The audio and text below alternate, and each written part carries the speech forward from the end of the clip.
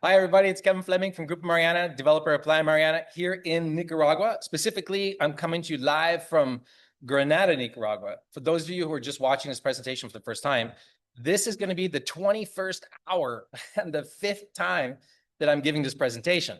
And just to give you a little bit of backdrop, where you're watching this presentation today and the reservation page is about 12 hours of recording to go through it all. So we've tried it 3 days in a row. It took 3.5 hours. We couldn't make it through. I tried it on Sunday live for 8 hours. I couldn't make it all the way through. So today we're going to do a condensed version of the presentation and get right into just simply who I am, how we got started. I'm going to skip the entire Nicaragua section because that would take an hour and a half, and then go right into the master plan because it's really important to understand the conceptual vision of what I have in mind. And then we'll get into the real estate and I'll explain the specifics. And then from there, I'll show you how to make a reservation and explain to you the event that we have upcoming, where you can come and check on your property in country amongst other fellow investors who are going to be doing the exact same thing, and meet up with our team members and other interested parties that you're going to want to know. So I'm going to talk pretty fast to try and get through everything. So I hope everyone's brought their mental track shoes today, because I know this stuff pretty well, but hopefully I won't gloss over it too fast, because it's really important that you get the information that I'm going to share with you. So with that said, I'm going to jump right into my screen, and welcome to the reservation page here at Playa Mariana. Now, what I want you to do right now is either in the chat, obviously, if you're watching this replay later, you won't be able to see it. So I'm going to scroll right here. Now, for those of you watching the replay, look down below right over here where it says reserve your place in this yellow button. There is a link. This is the link to the page in which I'm presenting the information today. And it is also the link to reserve your property. Now, down below in the description, obviously the link is going to be down below in the description where you can find it as well, wherever you find yourself watching this presentation today. So just to be absolutely crystal clear, all right, this isn't one of those presentations where I'm trying to convince you to buy something, or I should have to explain to you what Nicaragua is and all the benefits. This page will do that for you, and or the last 3 months, and or the 40 plus hours on YouTube, and or the 500 plus posts over the last year explaining Nicaragua to you and why it is one of the most amazing emerging markets in Central America, definitely in the Western Hemisphere. And of course, I'm going to pre-warn everybody, I'm completely biased, all right, because I love Nicaragua and there's probably nothing anybody could say to deter me from that. As such, I have very specific goals that I want to achieve in this presentation, which is to sell out the rest of our real estate this week so we can continue with the construction of the vertical project that we have going on right now outside of the infrastructure that's going in place. And I'm going to explain all that to you in a moment. So today, when we get down to the real estate, just to preamble what's going to be coming, we have some bonuses that I'm going to share with you. Now, yes, you could cheat and you can go to that link. All right, in fact, I'll show you where the link is. You can go to that link right now and you can see the bonuses that are there. There's nothing hidden. They're going to be there all week. And I'm going to remind you of this up until March 7th. You'll likely get an email every single day. Now, I say this is going to be an hour, and it's probably going to be an hour and a half. So, but you're going to enjoy it. We're going to have some fun. I'll share some stories along the way, and I'll try and get through this really quickly so it's very crystal clear in how you can purchase real estate, because the people who are watching this replay are going to be skipping chapters, and I want to give everybody the just due that they deserve. Now, very important, and I'm going to explain a little bit more about myself in a second. In 22 years, 67 clients, presenting Nicaragua on 100 different stages around the world, I can tell you, you will not go forward and do anything unless you do two things, all right?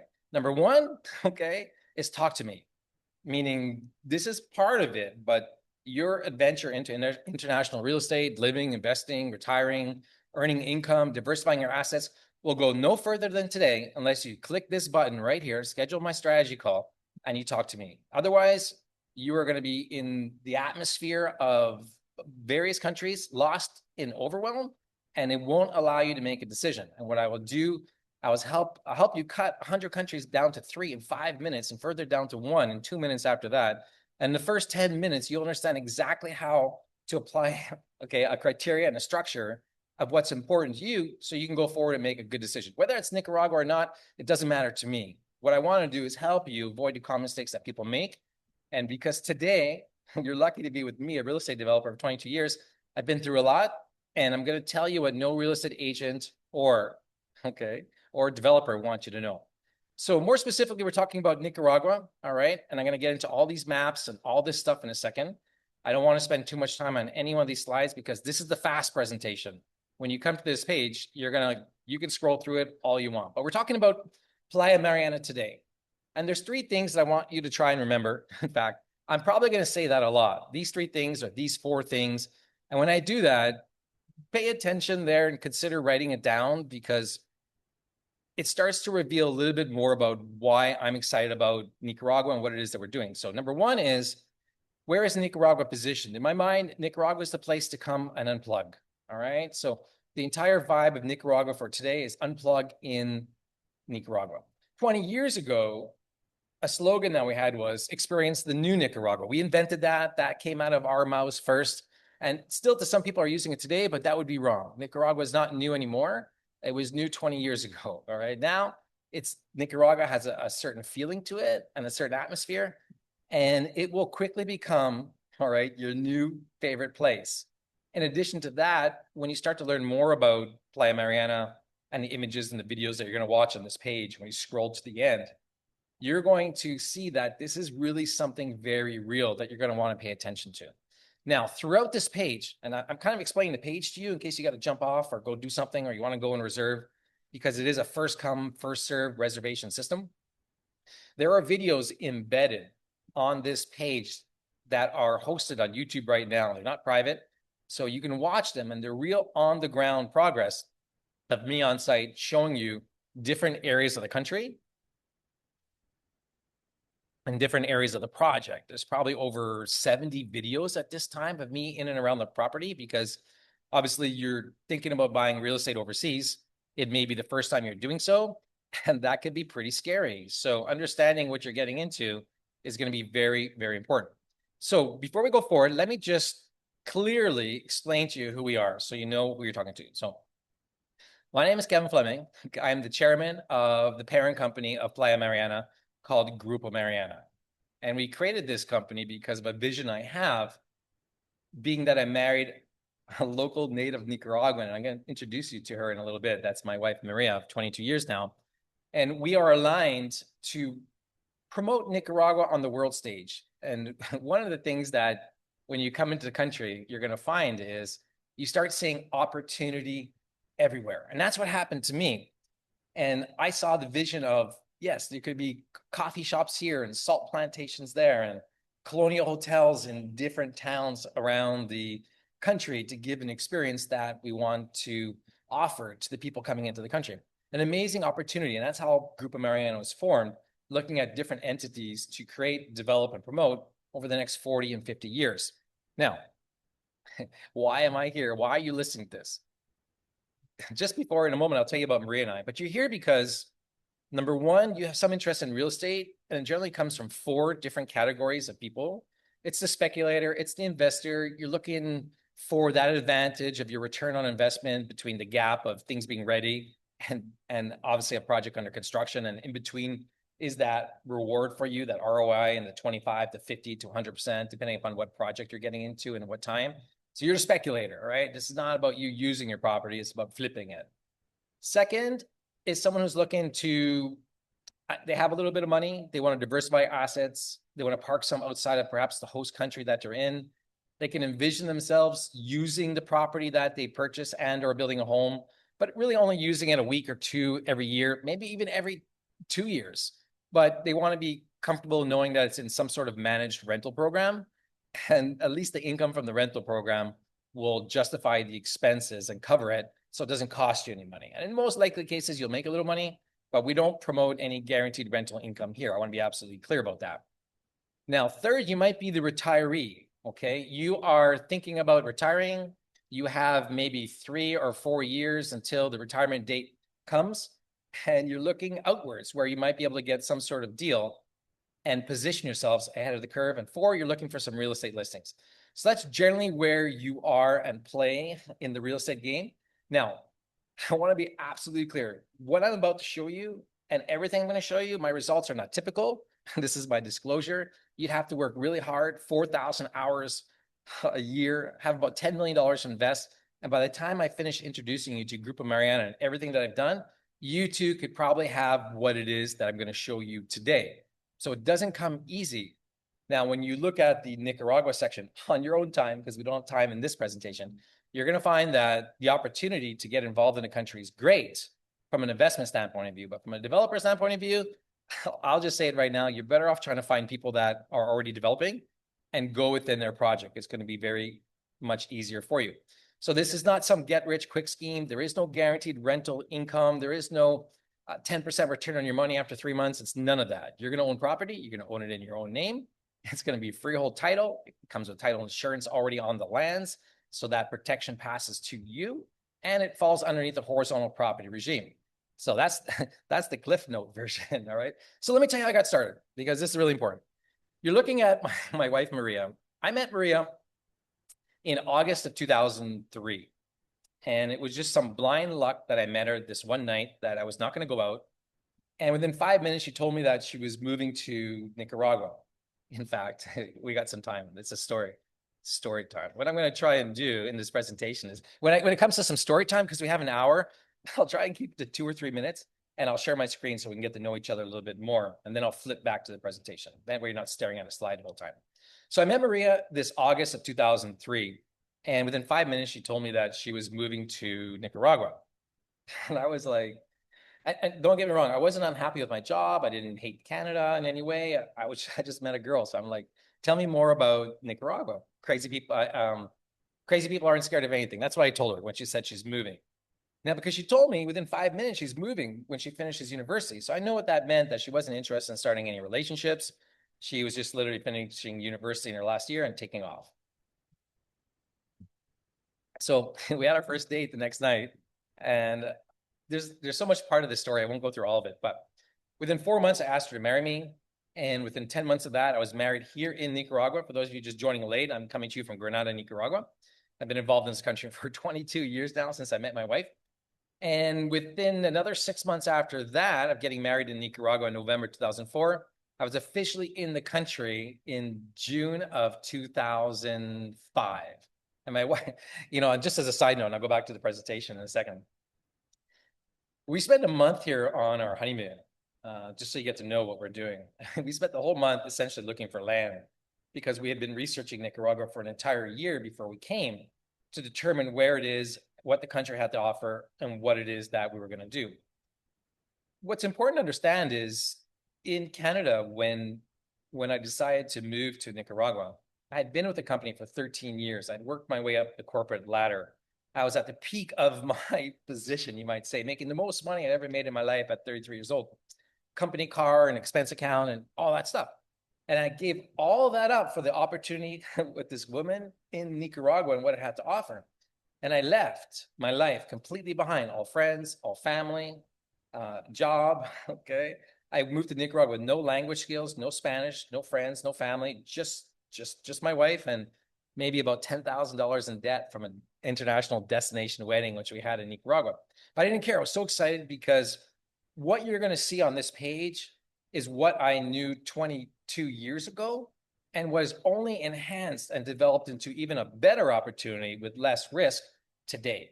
And completely, simply amazing. I wish I had found something like this 22 years ago rather than, I would say, doing it the hard way on my own. But we are where we are.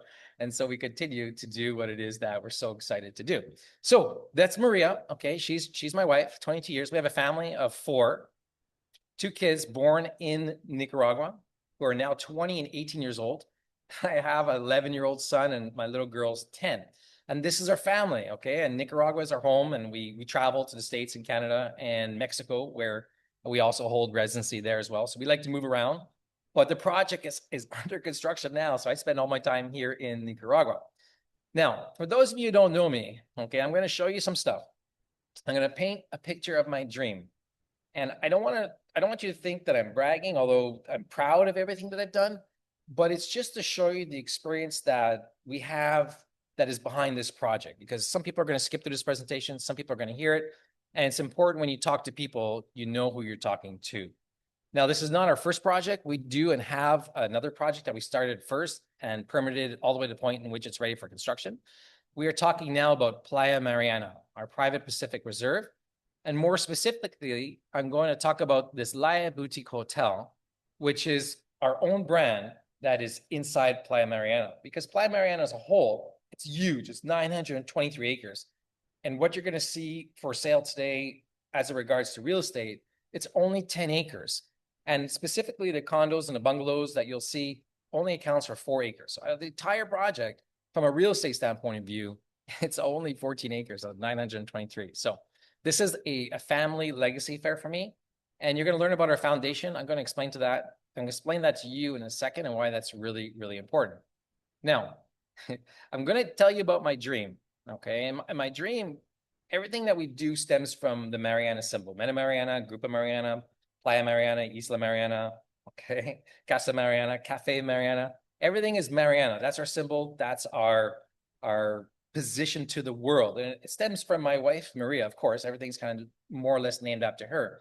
But it's my goal and my ambition to bring Nicaragua to the world. So much similar like when you say, I'm going to Vegas, or I'm going to see the Eiffel Tower, I'm going to Disneyland. You're not saying you're going to Paris or Orlando, or you're going to Las Vegas, Nevada. Just that one connotation alone, by saying one word or two words, puts you immediately in a place in the world without you having to say anything else. And that's my dream, is when you say, and people hear you're going to Mariana, you won't even have to say Playa Mariana anymore. In fact, in this presentation, you might even hear me not even say Playa Mariana anymore. I just say Mariana. It sort of comes out of me naturally, okay? So when that happens, know what I'm talking about is the position of where I see the world thinking about Mariana into the future, all right? And not even having to say Nicaragua, you're bypassing all of that. So in Central America, you're going to Mariana, you're coming here, and that 923 acres that you're going to learn about is where people are going, all right? And basically, this is the slide where I tell you that everything you're going to see on this page, if I were to sit here for 12 hours, if you were to read the book of 200,000 pages, okay, where I need 5 books to explain it, it would all be summarized into simply, I'm just a Canadian boy, okay, from Vancouver, British Columbia, Canada, who fell in love with a native Nicaraguan who was going back home after school, and I followed her home. And that's our Nicaraguan love story. And everything that we've been doing from there is to build this thing that, from an international standpoint of view, could be looked at a real estate development that is born from international standards, but in a foreign country, and provide the safety and the security for people to purchase, that when they go to bed at night, this is not an investment that they have to worry about. Maybe you're watching crypto, or maybe you're watching the stock market, but in Nicaragua, owning a tangible beachfront asset, that's not something you're ever going to have to worry about. Now, I'm going to stop there for a second because I could talk forever. For those of you just joining late, please know that there is a chat function. I'm going to refer to it here and there because otherwise I will talk for an hour and I won't be able to get any comment or feedback. So before I go forward, please, for those of you just joining late, let me know you can hear me. What I said so far, you understand, it makes sense. You're ready to learn more. Just type yes. I'll be the first one. Just type yes in the chat. Let me know you're with me. We can get this engagement going. Otherwise, I'll feel like I'm just by myself. And just so I know, if you could just type in really quickly where you're from, so I get a sense of my audience, because you could be from the UK or United States or Canada, and it's just good to know who we're talking to. Okay, great. And we're going to get into a little bit of the master plan now, and what you can do for me, whether you're watching the replay or watching it live. I just want you to assess yourself right now before we continue.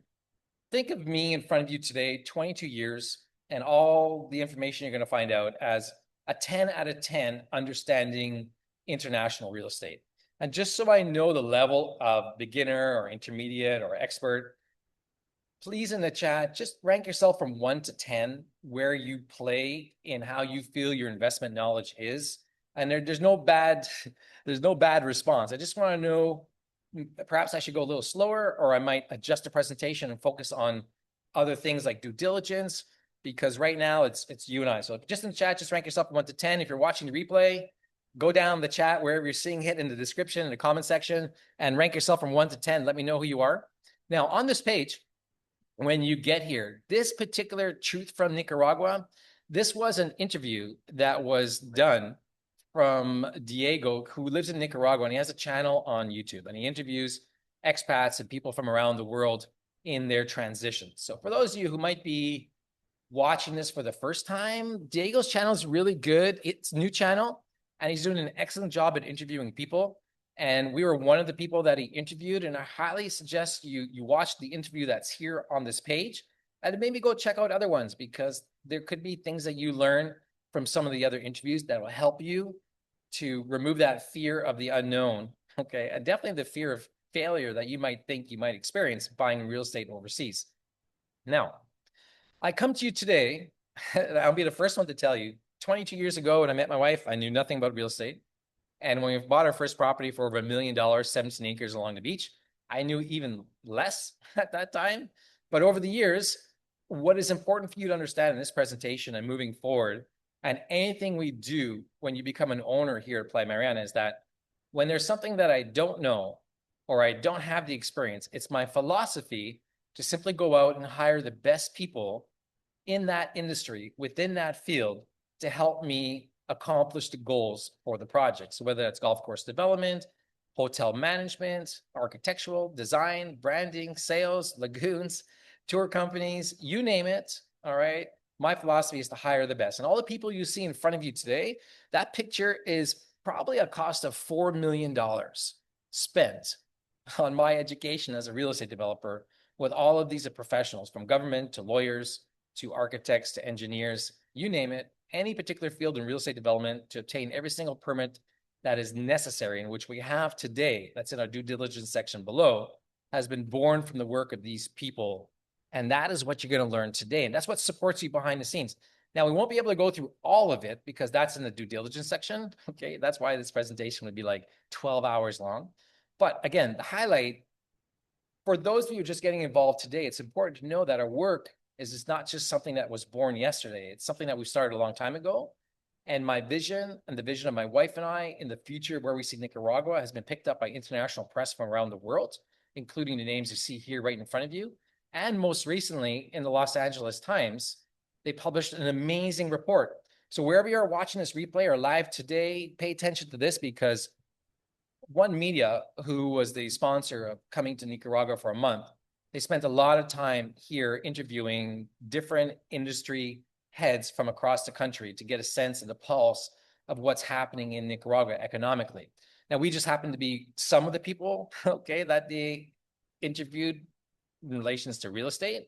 And you'll see a copy of what they wrote about us here. But more importantly, this button right here, read the Nicaragua Special Report. When you click on it, it'll open up a PDF that you can download, and you can see the report yourself, the entire thing. It's free. It's right there for you to read. Really good statistical information about Nicaragua to give you a sense, if you're the first time seeing this, what Nicaragua is about. Now, we are doing pretty good. So let's pile through this. So my vision, obviously the number one question is, where's Nicaragua? Where's it located? Nicaragua it's like the heart of Central America. It's right in the middle. And within Central America, okay, and within Nicaragua, beside Honduras and Costa Rica, is Playa Mariana. And more specifically, we're going to be focusing in on the location, which is the closest location to the coast. We're located in this Masachapa-Pochimil region. So you fly into Managua over here, and we're a direct shot to the coast. So you don't have to drive 2.5 hours down to San Juan del Sur. Now, when you start to see the beaches and the pictures and everything that we have to offer, this picture, it's funny. I like this picture, and I haven't been able to get a similar picture since, but I took this with one of those cameras that were like those digital cameras back in 2007. It was before the iPhone even came out. That's how far back I go with this land. And some of these pictures are from there, but I just love them so much. But this is an amazing project that is developing. It's been redeveloped over the financial crashes. We've had to change directions. Over economic shifts, we've had to change directions. And you'll find, as you get to know me, that I would say one of my talents is that I can quickly determine if we're going down the wrong way or down a road that is a dead end, to stop and turn around and go back. And that it's cost me the tune of $2 or $3 million having to do that. Rather than fight the trends, I'm always looking 20 years ahead of what the trends are going to be. And so I will warn you in advance, some of the stuff you're going to see, some of the stuff you're going to hear, it may not seem like it's relevant today, but it's relevant for tomorrow. And that's going to be important for you later on when you're an owner of the property, who's going to want to come and purchase it from you when you want to sell it, and or who's going to want to come and rent your unit. Everything you're going to see in our master plan, which I'm going to show you in about 5 minutes, plays into that part looking 20 and 25 years ahead into the future. Now, I want to talk about something because it's important to talk about it. You see this picture right here? This is a lot survey of the property. And we're going to get into more details of the master plan as I scroll through in 2 minutes. But what I want to do, this is one of those story times, okay? Wherever you are watching this presentation right now, when it might be your first time, the scariest thing that you might do is think about buying real estate overseas and sending money to somebody that you don't know. And I won't say that I've been in your exact same place, because when we purchased our land, we had a lot of time to do our due diligence. But that survey, I want to give you and put into perspective a level of risk that you're taking today in making a reservation. Now, when you scroll down or you reserve or you're looking at chat and you scroll to the top and you click on that link and you come to this page and you make a reservation, it's going to be $1,000. Let me just get it out of the way right now. It's $1,000 and it's refundable for 8 days, and you get to make a decision whether you want to go forward or not. When I found this land, it was born from a necessity because I experienced some issues with titles in my first property. And we were looking for more land just in case things didn't work out. Some of the owners in which we had sold property to, they wouldn't lose money. We would move them from one project to another. So I was looking for land. And as such, before I continue, we solved that problem, by the way. We didn't have to do it, but we solved that problem. So going forward, what happened was an agent came to me and said, Kevin, there's this land. I know you're looking for land. Here's where it's located. It's in this region over here. It's this size. It's this much beach. Do you want to go see it? And this was a Friday. And I was like, yeah, let's go see it. Let's go see it tomorrow. And so the agent picked me up and we drove out to this property. It was an hour from Managua. And I knew probably about 5 minutes before I even got to the property that I was going to buy it. All right. I was just hoping that the beach was nice because I had not been in the beaches in this particular area because our focus is more north in the Salinas, Puerto Sandino area. So I stepped onto the property, and the way we entered the property, it was like love at first sight. Because why? It was this kind of like a farm field, an agricultural field. What that meant was there was no trees. It was all flat and there was no mountains. And I was like, oh, how easy to develop. Why? Because I just finished going through the entire development process with the environmental authorities in the country with our first project. And I knew everything that they would ask for. And I knew that it would be 4 years before I could even put a shovel in the ground to do anything, when in cases that you're building on a mountain or you got to cut trees that are protected or there's species that you don't want to destroy. And there was none of that. So I was like really excited. And then when we got into the property, it was about 1.4 kilometers to the beach. I'm going to show you all this, so don't worry about it. And we got to the beach and I was like in love. And I'm sure you've been watching my YouTube videos and you can see the beach at high tide and low tide and us driving up and down. And I was there yesterday. Even on this page, there's a video of me talking like, hey, welcome, you're on the inside now. It's emotional. You get there, it's emotional. And for me, it's hard to keep my composure. Okay, so how do I get off track? So what happened was that night, I knew I was going to buy the property. And the price was $4.4 million. And this is June of 2006. And there is a presidential election coming up in October. And at the time, the administration was not winning in the polls. It was the Sandinistas and Daniel Ortega that was winning in the polls. And the entire country was like, oh my gosh, what's going to happen? Is it going to be a repeat of the 80s and confiscation and all this stuff? There was a lot of fear in the air because the current president administration that I support, it's been absolutely amazing for real estate and development in the country. They had been out of power for quite a while. And so nobody knew what was going to happen. And so to our benefit, that created an opportunity. So I told my wife, well, first the agent goes, I'm going to be listing this project on Monday because the people are in a hurry to sell it. So that's the backdrop. The people are in a hurry to sell the land. They want to sell it fast before the election comes because they don't know what's going to happen. benefit to me. So I told him I would put down $100,000 deposit, non-refundable, for 4 months to hold the land off the market, not introduce it to anybody else. It would be under contract. And at that time, we'd either buy it or we wouldn't. And that was one of the conditions, because they were in a hurry to sell the property and they didn't want to hold it for any period of time. So if they were going to take the risk to take it off the market and not sell it, the offer had to be serious. So that's what I told the agent. And then I went to my wife and I said, Maria, listen, this property I went to go see today, it's absolutely amazing. It's like, this is the property that we're going to buy. And she's like, great, it's going to solve all our problems. So wonderful. I'm going to put down a deposit on it tomorrow. Okay, it's $100,000. No problem. Non-refundable. Are you sure, Kevin? You know, and I'm like, yeah, we're sure. Don't worry about it. This is going to work out great. Now, and that's what we did. I wrote a check and an offer that night for non-refundable $100,000. It was accepted for the purchase of what you see here. This lot survey is all I had to go on. I had nothing else. That's it. I wrote $100,000 just looking at that. So everything on this page that would take me 12 hours to explain to you in due diligence and everything that's come and born after that, $10 million in investments, okay, it comes after what I saw to put down $100,000. So to put that in perspective, $1,000 is pretty cheap for you tonight.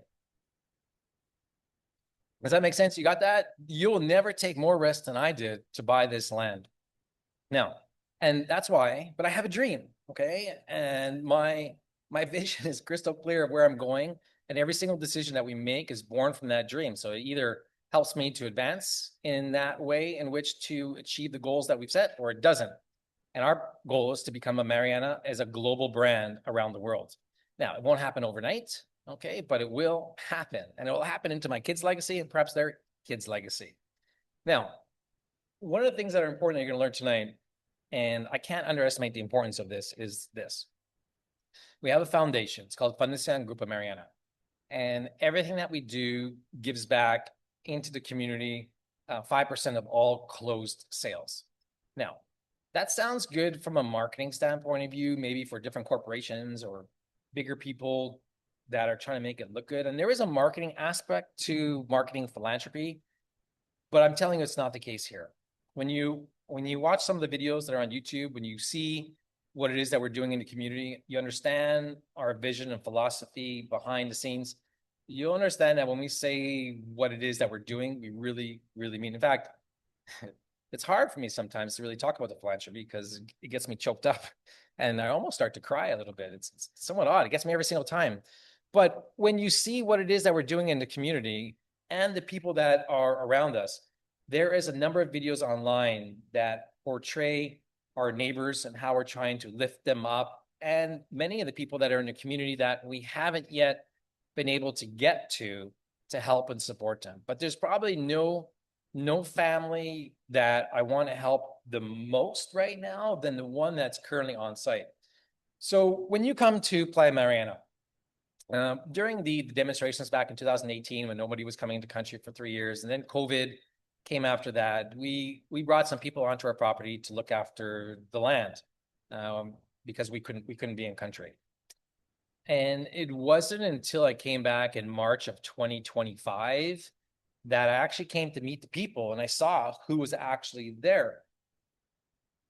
And I never, as you talk to me, I'll just pause it, I'll play them.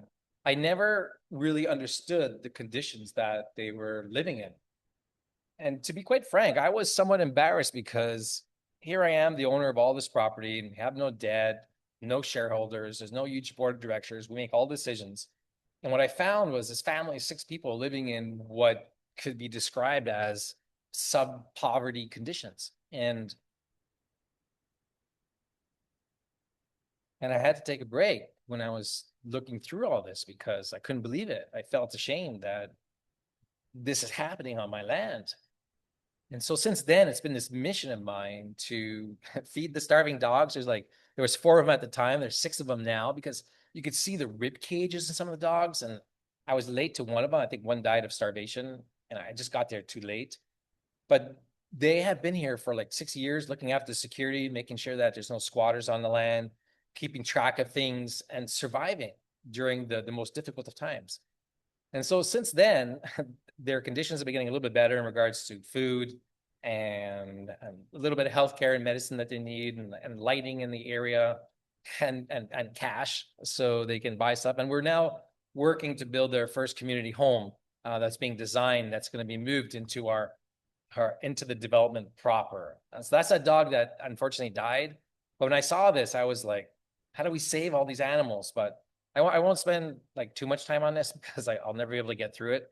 But when you come through to understand our foundation and everything that we're doing, it's a mission of mine to be able to help all the families around. And you can, and to put that in perspective, you can build houses for people for like $15,000 to take them out of their current living standards. And when you, in the case that you haven't seen inside, like this is what the inside of some of these homes look like. And when I saw it for the first time, I was like, oh my gosh, like I'm sure rain pours through here and the ceilings and they're cooking on a stove.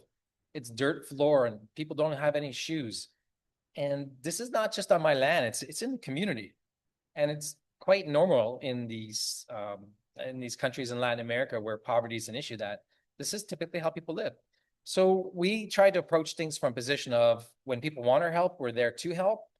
But for example, let's say you reserve a studio condominium, the lowest price unit we have for $147,000. 5% is $15,000. That's one home for a family. That's one home, about 1,000 square feet with 3 bedrooms, okay, for a family.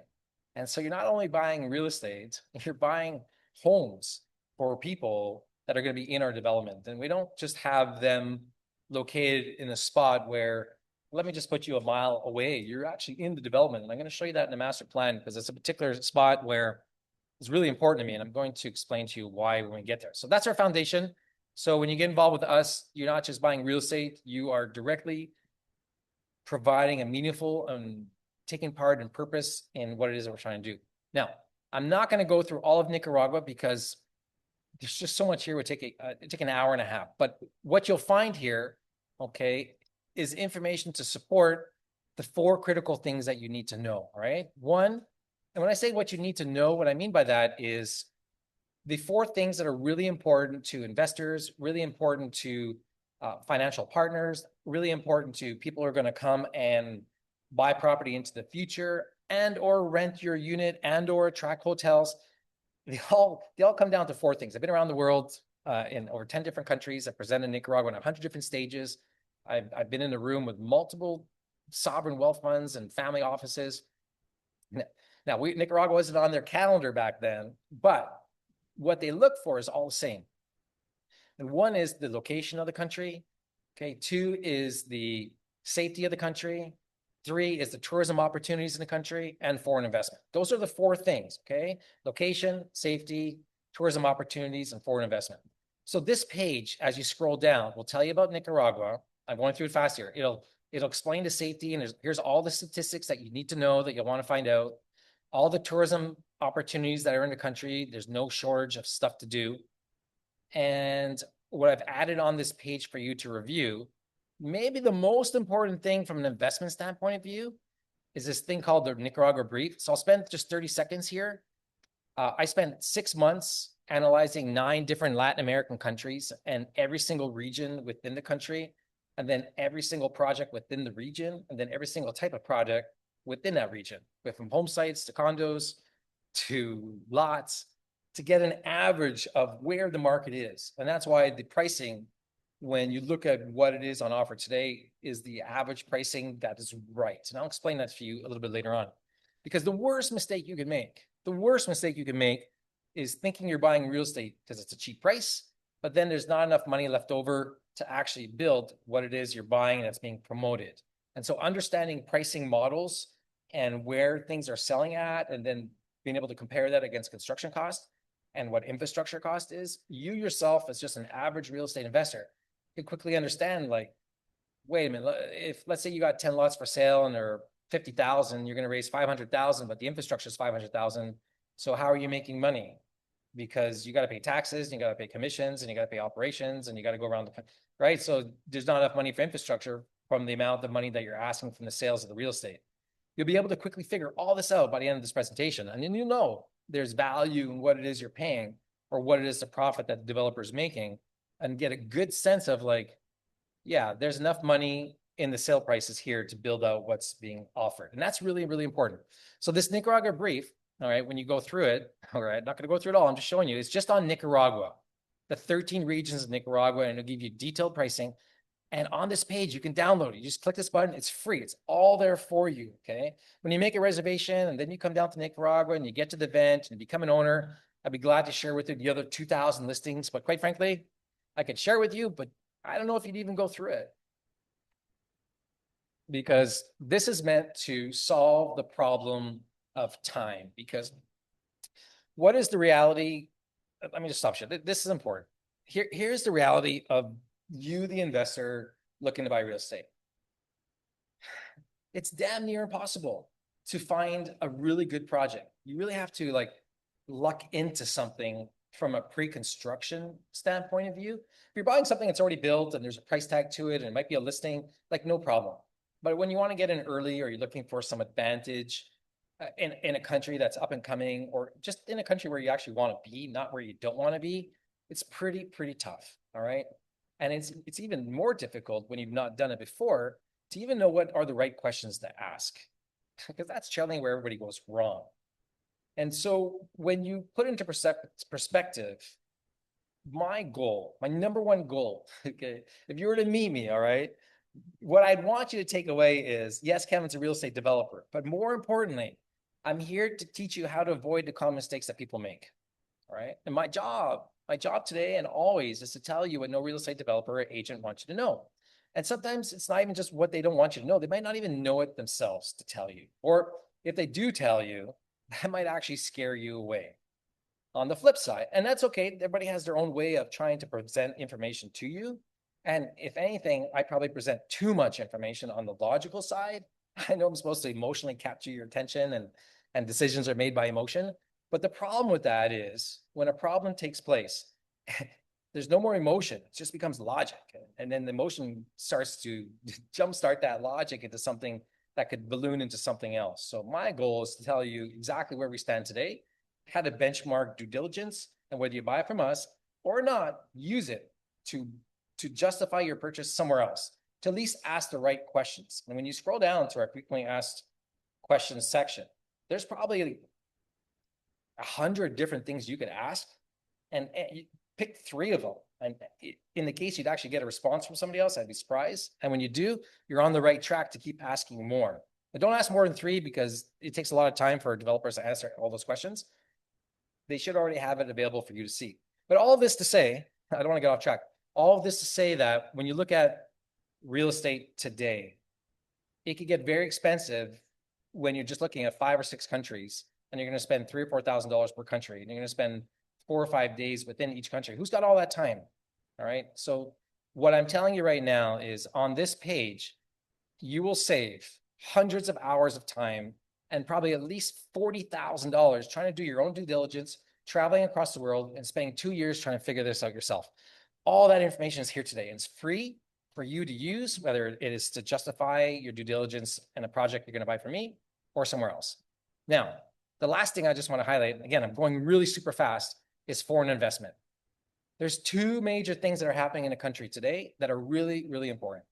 One is the development and the building and the construction of the coastal highway. You keep hearing me talk about that, Masachapa to Costa Rica, and it's already open down south and in different areas and parts. In fact, just yesterday, I was driving the coastal highway from where it's going to be from Masachapa to Playa Mariana.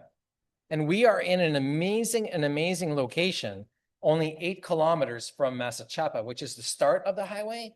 And then it's about 96 kilometers down south to Costa Rica, where you can just go straight down the road. And it's a beautiful highway that kind of looks like this. Now, most of the projects over the last 25 years, it's essentially been a dirt road to get to, and or the developers of that project over 15 and 20 years have managed to pave a little bit of the road from the main highway, wherever that might be, to their project. But still today, it's pretty well a lot of dirt roads. But this highway is changing things for all the projects along the coast to give you access up and down the region. And it's probably adding 25 to 30% more value to the lands just based upon having a highway come through your property. Now, at Playa Mariana, and you're going to find, okay, this is what the highway looks like. And this is typically, when it's finished, how you see a slope coming down and then you have the land. Now, when you when you watch the videos on this page, you're going to see the highway. This is the highway right now at Playa Mariana. All right. Well, this is about a week ago. But you see how our fence line is here and the fence line's on the other side?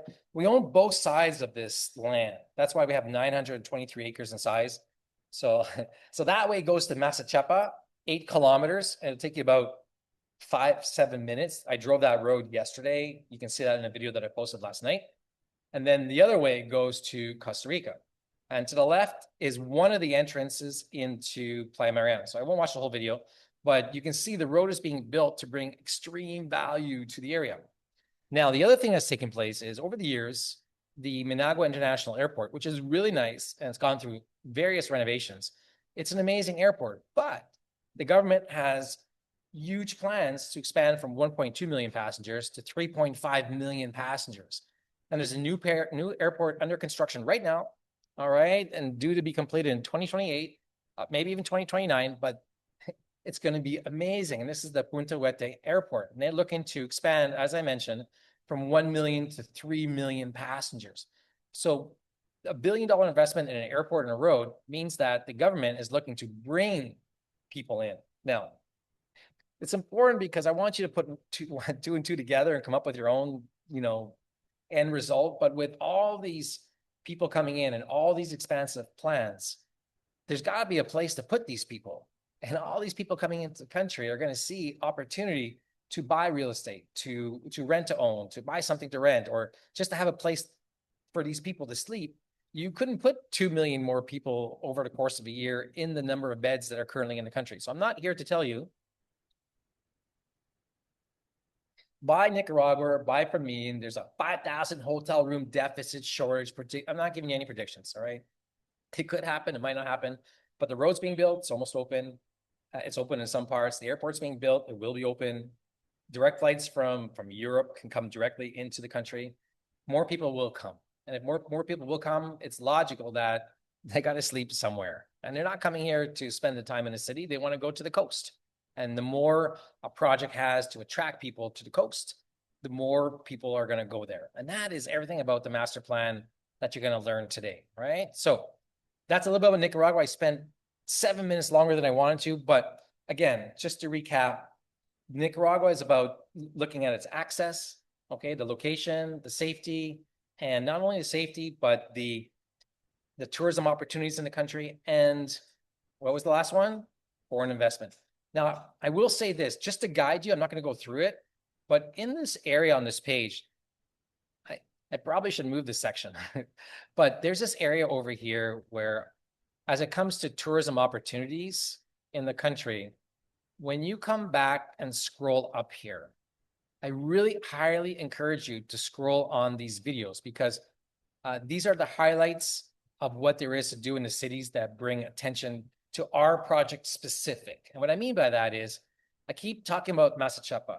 In 500 videos, I keep saying Masachapa. This is Masachapa, the hidden gem. And I've walked the entire town in 12, 15 minutes from the entrance, where the coastal highway is being built, all the way to the beach. And you can get a real understanding of what everyday life is. And this is only 8 kilometers away. And I'm highlighting this because you don't want to feel like you're in the middle of nowhere when you're buying something. You're around the communities and lots of people. Pochimil is another small community 4 kilometers away from where we're located. And this is where the tourism is in the country for locals. This is where they go party at the beach. You can intermix with the locals, rent horses, quads, whatever you want. It's all here. San Rafael del Sur is 13 kilometers away from us.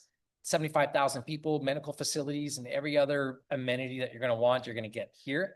And again, I've walked the entire town so you can see what life is in the town. It's not just looking at a map and there's these dots of locations and I say, look, this is the surrounding community. I'm showing you like what it is. And I never did that before. So you guys are getting firsthand experience. And the same thing with Granada and going through carriage rides. So then the rest are places and videos to come that I still have to post. All right. So I encourage you to watch those videos here on the page and understand the community because we're all about not you hiding within these gates, but it's very safe for you to get out of the development and intermingle with the locals. So I want to go forward to the master plan now and cruise through this quickly and get to the real estate in about 10 minutes, I think. I just want to give you a quick overview of the master plan so you understand how the real estate plays a part of that. So just before I go forward, in the chat, did everybody get that? Are you following along? Does it make sense that Nicaragua is something that you want to go and see later? Just type yes in the chat that you're with me. I didn't lose you. If I'm going too fast, tell me, Kevin, slow down. If you have all the time in the world, tell me, Kevin, slow down, and I'll go a little slower. I'm trying to be respectful for your time because I said it was going to be an hour, and I'm trying to get there. Okay, thanks, Gary, for responding. Appreciate that. All right, let's go into the master plan. Now, let me explain to you this clearly. The master plan we've had to revise because it is 923 acres, and you're going to see a glimpse of it very, very shortly. And what you see in front of you now is 140 acres of land out of the 923. Now, you all can see my cursor on the screen right here. This area here is the coastal highway. I probably should color that in a different color than brown, but that's the coastal highway. And because it split the property, it just made natural sense that we just focus our attention on the property that's closest to the ocean. So when you look at this property over here, it is a very well thought out master plan over the last year that I've been thinking through the best way to come and approach what it is we're going to develop and to preserve as much green space as possible, lower the density as much as possible, and to be sure that whatever unit that might be sold in this particular development has an ocean view. So in the development of the different regions within the plan, there is no, except for the lots, there is no second row or you're looking at the back of something towards some green space. Everything is ocean view.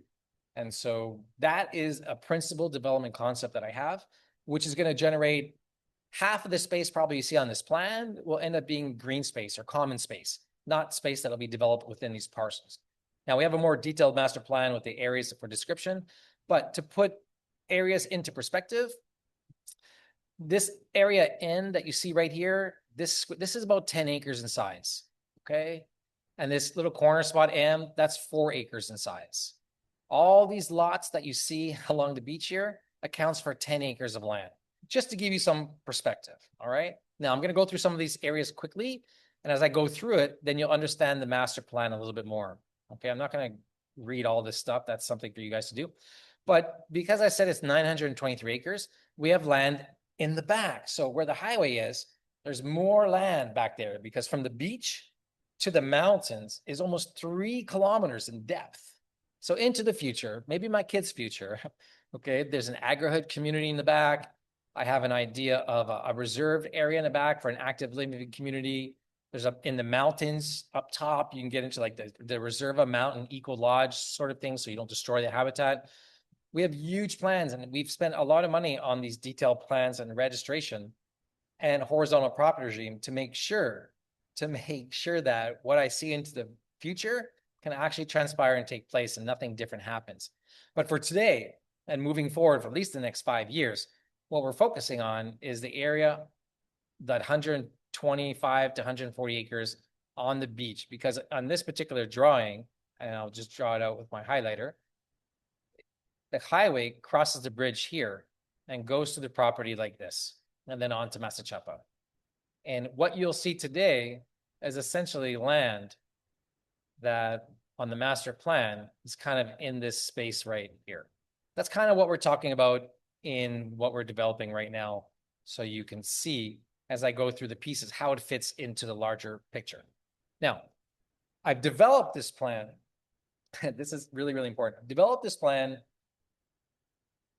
so when we start to build and we're under construction, what I hate the most and what I've seen in over 25 developments in Mexico and all across Costa Rica and in Nicaragua is I do not want there to be construction that you can see or hear to the best of our abilities to be going on while people are residing in that location. So we will never start to develop something unless we know that we can build all of it, that which we plan in that area, and it can be done, landscaped, and other areas that go under construction for development cannot be seen or heard. It's really, really important because it gets dusty, it gets noisy, and quite frankly, it devalues the property, it devalues the rental income you can make for people wanting to come and stay in your place, because nobody wants to stay in a place that's under construction the whole time. So when you buy real estate from us, as you will come to see, and we may or may not be able to explain everything in this presentation, but in your due diligence phase, we can get more into the phasing strategy and how that all takes place, because the first thing that happens after you make a reservation is there's a link for you to book a call with me for an hour, and we go through more of that information for you. But just know that the idea is to develop this community in phases where there's individual neighborhoods with their own gates, and it just feels like their own private community. And what you're going to see in the pages coming forward in a second is what those individual communities are, as I see in a vision moving forward. But before I do that, allow me just 1 second to explain one thing on here, because what was very important to me, okay, let me stop this. I want you guys to see me, because you need to see me. What was very important to me is having been developing Nicaragua for 22 years, seeing multiple various resorts that I've been to personally, and our team members have developed, the really popular ones, the ones that last, the ones where the real estate valuation is higher. The one where the real estate value it gets higher and higher are the ones where there's something to do there. There's an attraction there. So it could be a golf course. That was the old way of doing things and still is in developments that have golf courses. Could be lagoons is the new feature now, like a Crystal Lagoons or other companies. It might be even an endless surf for surfers, which I was introduced recently by a new client called Jorge, who I'm going to see him in a couple hours. And so I was looking at our particular project because in the past we had the golf course and we had a hotel, and it was attracting a lot of people, and we made some sales and people could see a vision. But this highway has changed things. The demonstrations in Nicaragua changed things. The pandemic changed things. And so to continue to develop, looking at the old way of doing things in a new world in which things have changed, quite frankly, it was a recipe for disaster. Now, I guess my decision will prove to be good or bad in 5 or 10 years, but many people are still developing today to old plans. And that's one of the reasons why developments are not moving as quick as they possibly can, because they've done nothing to adjust to the new time period and where things are going into the future. All right, so with that said, I want to show you something. Now, when I look at my development today and the master plan, what is really, really important to me always has been a sense of identity. That identity that uniquely differentiates your project from someone else's. So people say, why you? Okay, there's something there. There's not something that we have to compete on price. And so whereas a lot of people might compete within a market trying to get a higher percentage, everything that you're going to learn, everything you're going to become aware of, everything that you're going to rapidly notice, you're going to automatically realize that this is different than other projects. Why? Because when you see and logically understand the identity of the project, you're going to know and experience something that you've not seen before. And that's what we want when people come into the development. So what I've done is the picture that you're looking at right now, I'm going to try and zoom it in a little bit. I think as I make this bigger, everybody can see that bigger now. So it's maybe a little bit easier. I just increased my screen size. You see these roads right here? Okay, they might just look like colored plans, right? And roads. But I want you to envision this plan because this is exactly to scale in CAD. It's just colored. All right. A normal road like this, okay, is 12 meters wide, okay, which is pretty big. And then it has like a meter of green space on both sides. The coastal highway is 13 meters wide. As those nice, beautiful roads you saw that cars are going in both directions, that's 13 meters wide. These roads right here, from one end to the other, is 33 meters wide. How many meters wide did I say? 33. Okay. It's huge. It's huge. Okay. And all these roads here, okay, we call it our cocoteros from the entrance and throughout the entire project. You wouldn't know it, but that's 3 kilometers of internal roads in one direction. Okay. So within the development, I wanted our roads to be a signature of the development in which you can use it as an amenity and a feature. And so all the roads have 2 lanes in one direction and 2 lanes in the other direction. And in the center is a green space, okay, where you can walk, you can bicycle, you can rollerblade, you can stop in a miniature dog park if you had to. There's benches to sit down. It's an amenity recreational area that you can use throughout the whole development. It's just not space where you drive to get to where you're going. It's space that you can actually use and is a feature to the development. And as such, it creates an attraction in itself.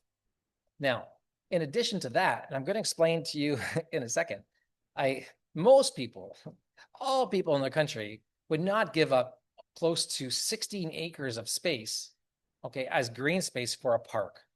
And right in the heart, in the center of the project over here, is this huge park area where I envision, similar to a video up above describing Porto, Salvador, Allende, these are where you're going to come for the amenities, or it's the concerts at the park, or it's the gym, or it's the kids' sprinkler water park system. It's where all the community amenities are located, not just for the people in the development, but also from people outside the development who want to buy memberships to come into the community, because more people coming into the community to support and pay to enter to use the amenities keeps the community active and lively, not like a ghost town.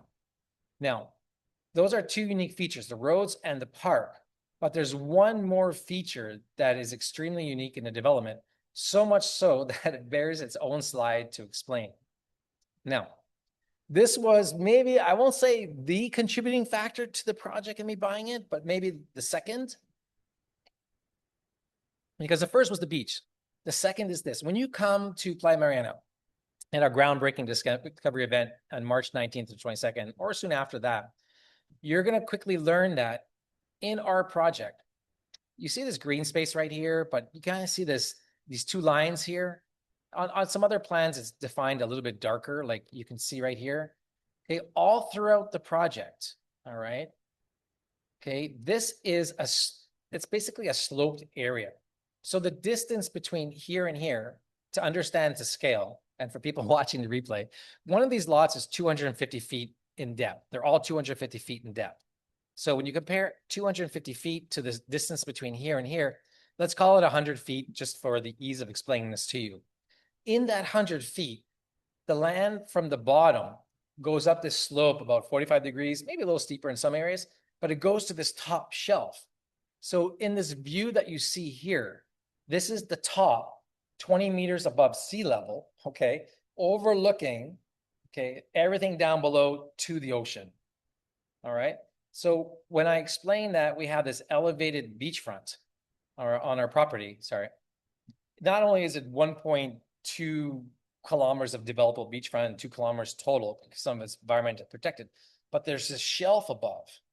So when I go back to the master plan here and I show you this park is above that shelf. It is ocean view. I want people to be able to walk along the area of this park, and it's nothing but views in every direction. And so when you come through the development and you're driving along these roads, you'll see the ocean. Like as soon as you get to here, you'll have a beautiful, clear view of the ocean because there's nothing interrupting that view. When you park into the reception area and you come in here, or people are coming to rent, or they find their way around the project, this reception area is at the top of the slope and it's this massive ocean view. When you look at some of the videos where we're removing some dirt because of the coastal highway, you can see that view, and it's just nothing short of spectacular. So understanding that, okay, let's move through this master plan and let's talk about some of the special features.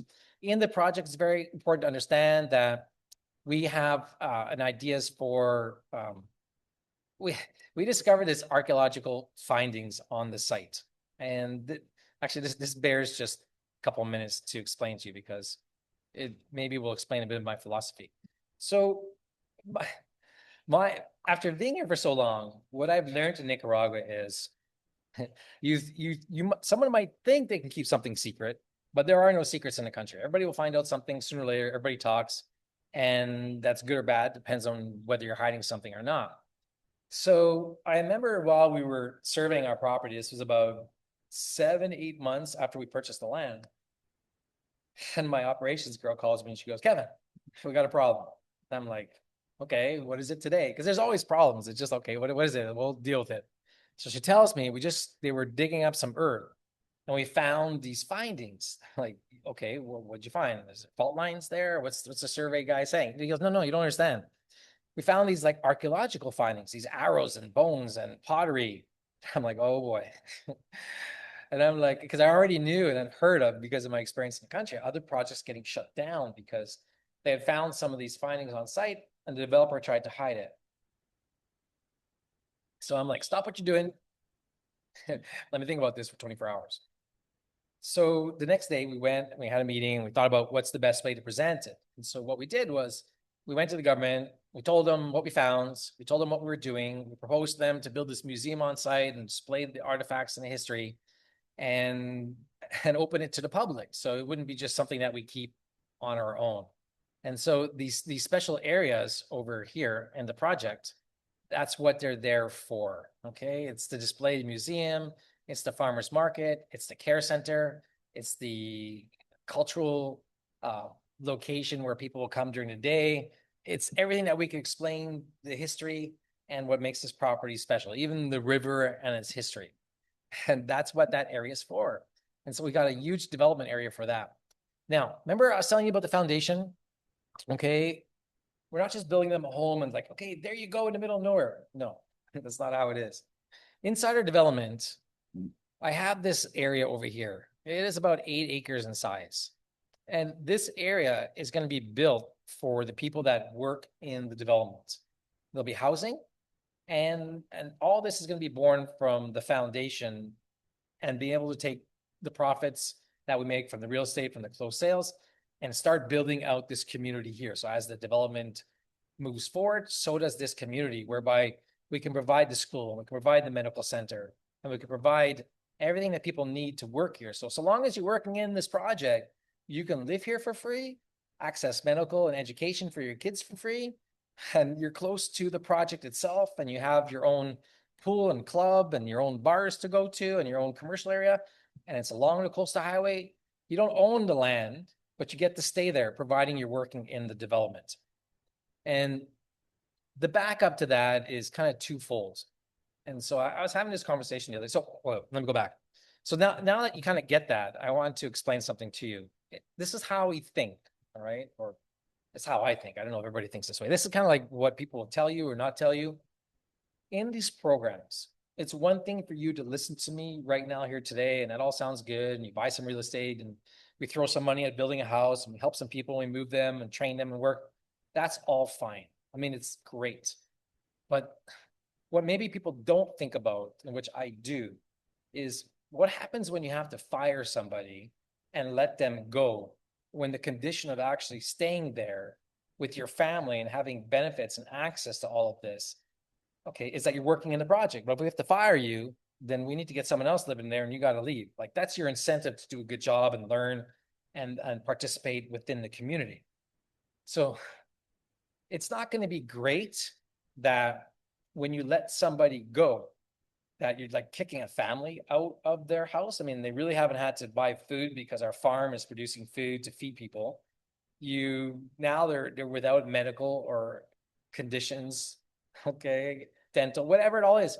You just throwing people out in the street? No, it's not like that. We have another area in the back, which is our agri-hood community.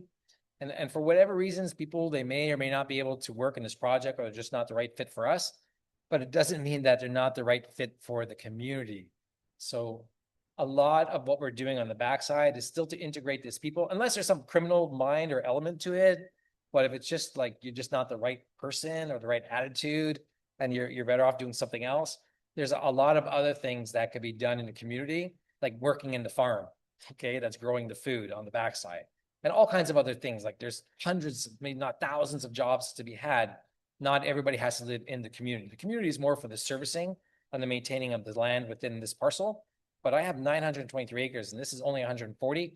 There's a lot of fences to make and fence posts and land to clear and landscaping, a ton of stuff, but maybe not the right person for within this part. And we'll still help the people back there. We're not just going to leave them abandoned. But the goal here is to have this community where the people are motivated, incentive to, like, when you come here, they're like, they'll remember your name. Okay. They will remember your name. And likewise, you'll remember theirs. And in 10 and 15 years from now, the legacy of you passing on this property to someone else, it's likely that you're going to remember them as well, or their fathers or their sons, because this is a place where people can stay and work for 20 years and they're going to be well looked after. And I have this huge vision to bring people together. So this isn't one of those, it's funny because online, I see all kinds of comments. Okay. From a development standpoint of view, married to Nicaragua and having Nicaraguan children and retiring here and going to be here for the rest of my life, maybe people don't see that right away, and maybe not all development is wanted. Sometimes it's not. So you get all kinds of comments online like gentrification this or go home gringo. And I take it all very seriously. It helps me to learn what people are thinking out there. And a lot of these comments I've heard over 20 years. So it's not something new. It's something you'll probably see in almost every development everywhere. So when I redesigned the master plan, this was one of the things that I took into consideration and how to bring the community together. And I believe it's something that people are going to want. And so I'm going to quickly go through it now because this is taking way longer than I want. Okay. Now, I don't know. Do you guys want to hear more details of the plan or go right to the real estate? Because I'm thinking I'm just going to scroll through some of the master plan because there's a park, there's a colonial Granada area. Okay. There is the village area over here. On the master plan, you're going to find this oceanfront lagoon in an idea that we have to bring a different amenity to the project as a benefit to increase the real estate. I'm going to have to do another presentation. We have our beach club. Again, I'm going through this fast. For those of you watching the replay, I'm not doing myself any service and trying to make this sound great, but go to this page on the link down below, wherever you're watching this, and read what's there. See some of the other videos in the replays where I describe these areas in detail.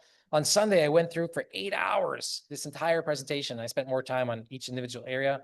There's equestrian, there's a sports amenity center. There's more real estate development for townhouses here. There's a tiny home community that's coming over here, the Las Casitas. And we have a huge condo development that's going to come over here into the future, not right away, but these are some of the plans from earlier on that kind of look like this, but it's not yet the right time for Nicaragua to introduce this building. Okay, it was back in 2007 when the market was really hot, but now not so much. So maybe after the airport's built and the coastal highway's all done and those 3 million passengers are coming in, then this will be a very highlight of our residential real estate sales. But again, on this page, you can walk the beachfront with me. You could drive. You'll see it naturally, and it's how it is. So all this stuff is on this page when you go to a link that I shared in the chat. So if you're just coming on late, you're watching the replay, down below in the description is the link to go to this page where you can reserve and see all this. Now, this is worth spending a couple minutes on. I've always had a dream because I know how much value it brings to the development, at least 25% more value in real estate, in the pace of sales, in the value of the property, in how quickly it resales. A branded hotel presence does that to a development. Okay, it just does. You just have to take my word for it. And as such, a long time ago, we brought Wyndham Hotel Resorts into our project. This was before. And now with the changes going forward, they're no longer part of the project. They're not the right fit for us. But who is the right fit for us is a new brand where right now we have a letter of intent for a 5-star, international hotel brand, one of the largest in the United States, that's going to come and flag this area of development over here. All right. Now, I want to preface this with something, call it my disclosure. Anything could blow up a hotel agreement, but I believe we've head off. Let me just come to you. I want to be clear because this is important. This is a bit of a disclosure point. Now, a developer like me who said, "Oh, there's a brand hotel coming and there's letter of intent," like that sounds great, but there's a lot of stuff that could blow up a deal like that. Whether it's funding, start date of constructions, area protections. There's a lot of negotiating points that take about 3 months to get through, to the point in which you actually sign the agreements, then you pay your fee and you can officially announce it.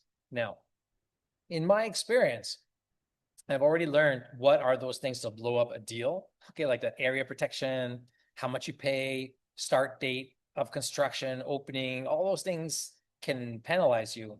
And what I didn't want to do was bring a brand into the project where there was a risk of losing it. I didn't want to bring a brand into the project where was very corporate, and they just take their template and put it over top of your land. I wanted the experience to work with somebody that knew exactly where we are in the development, understood the vision of where we're going, and wanted to be the single brand within the development to anchor and flagship this project. And so what's that? So to that end, I found it. Okay. And we signed the letter of intent, negotiate our area protection. The start dates of constructions are not based on times. Okay. Because markets shift. All right. So we're not going to lose a brand because we don't have funding. We're not going to lose a brand because we didn't start construction on time. We're not going to lose a brand because we didn't finish construction on time or didn't make enough sales on time. That's not going to happen. I negotiate all that in advance in our letter of intent. So I like to believe that we've mitigated the amount of things that can go wrong in a deal based upon that I've already signed one like this many, many times. But having said that, anything can happen. So what you're going to learn today is I'm going to show you, like almost right away, these condos that are going to be for sale. All right. And our plan right now, and the brand hotel knows that, is you're going to learn about these condos for sale beside, okay, where this major hotel development parcel is. Now, I can't tell you that I'm selling you these condos and they're going to be part of the hotel because the hotel's not there. So I want to be very clear about that. All right. Like make it very clear. You guys can see my screen, right? Where did I go? Let me just see something.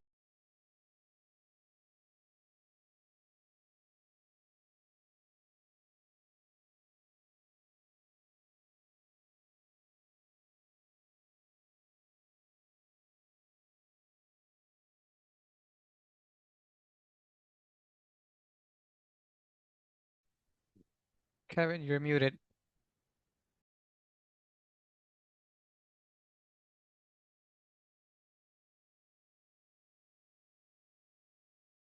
Sorry about that. Okay, I muted myself. Thank you for letting me know. I don't even know when I muted myself, but I was looking for you. So let me go back. So my disclosure is here today. So I want to be very clear because I'm not sure when you heard me sell it or not. In the real estate you're going to see for sale that I'm going to show you, it is not under the brand hotel today. But by all means, and for sure, the plan is once the brand is announced in the next quarter, providing that everything goes great, then the first phase of this brand hotel to open for business will be the real estate that you're buying today. And it will fall underneath this hotel. So it's not like you just bought these condos and then beside you is all this competition and your unit's not going to be rented because you're going to be competing with the hotel. It's not going to be like that. What you buy today will be within the hotel. All right. So I want to be very clear about that. But again, the hotel is not yet there. So I just want to close my chat function so I can see you. All right. Does that make sense? You guys get that? For those of you watching this right now, please just say yes, because from a disclosure standpoint of view, it's really important that you understand that. Okay. But it's coming because it's my goal between the park and all the other special features and the roads that this happens. And when you place your deposit and you sign a non-disclosure agreement, I will share with you what brand this is. All right. But it is one of the largest hotel companies in the US. And more importantly, they have almost 6.9 million members in their loyalty rewards program. All right. And that is tremendously powerful at the awareness that is coming to the project. And that's the power of brand. All right. And we would be the second brand in the entire country because only Barcelona Montelimar, which is 8 kilometers from our location, 3-star all-inclusive, it's the only brand name project in the country. There's a reason for that. Okay. There's a reason why you don't find hotels in other projects. And they keep coming back to us. And I'll explain to you in just a little bit. Okay, so real estate. Okay. Does that make sense?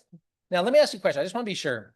From a real estate development standpoint of view, when you were to make a purchase today, for those of you on the line or watching this replay, wherever you are, do you feel and want a hotel in a resort development where you'd be buying real estate? Just give me a yes or a no. Just one answer. I'm just curious. Some people might not want all that traffic, but I want to be sure that you guys understand we're looking at like 100-unit hotel plus maybe 30 units that are for sale today. So it won't be anything more than 150 units for sale, which means normally you don't see more than 60 or 70% occupancy rate in those hotels. So 100 people in a hotel at any given time in the best of times is the most people that will be there. Okay, cool. You guys like hotels. You should, because it raises property value and brings people to the development. So let's go right into the real estate. You guys ready? Okay, so for for those of you just skipping to this section of this chapter, okay, my name's Kevin Fleming from Grupo Mariana, just jumping in wherever you might be. And we're presenting Playa Mariana and the real estate that is for sale right now, today, February 28th. And we have two offerings, home sites and condominiums. And what I'm going to show you right now are the home sites. And we have two types of home sites that are for sale. Now, over the months, I've been explaining to people that we have a number of beachfront home sites. I've been pointing to them. And on the plan, this is where they're located. Now, my promise to you from a home site standpoint of view and keeping the values high for this limited scarce product is that there's only 76 home sites within the 140 acres. And while you see these other development parcels, they are not going to be any development parcels where there's going to be lots there at all. That just simply won't happen. What we sell there will be constructed, built product, not lots. So the only lots in the development are the ones you can see down below the slope. Remember what we explained the slope, right? These lines over here. All right. So anything above is 20 meters above sea level, and then below is the beachfront. So I might slip and call this all beachfront or oceanfront. It's all the same to me once you're down there, because when you're down here, you don't even know that there's a back of the project. And I know Jorge is going to experience that tomorrow. And he's going to give me a great testimonial, right, Jorge, of what that's going to be like.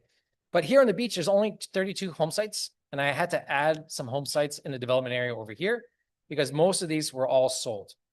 Now, having said that, let me introduce to you the home sites that are available and some surprises of new home sites that became available because of existing owners wanting to resell their properties. So when you come to Playa Mariana, these pictures here, like this is the beach. This is what you'll see. These aren't touched up. It's the actual beachfront to the project. So when you buy property from us, there's three important things I want you to remember. Okay, I mean, there's a lot, but the three most important ones are this. Freehold title. I can't make this even more clear to you. You own this in your own name or company if you want, but I don't recommend it. But you can own title in your own name. You don't have to be like a local Nicaraguan, like it'd be in Mexico, where you have to have a fideicomiso. You can own it in your own name. Our particular title could be traced back 120 years. And I was the owner for 20, and the people before me had it the other 100. So that our title history is very clean. On this property right now, we have title insurance by First American Title Insurance Company and Stewart Title. That's important because today these companies don't underwrite policies of title insurance on land or condos or lots because they're not here anymore to give you policies of title insurance.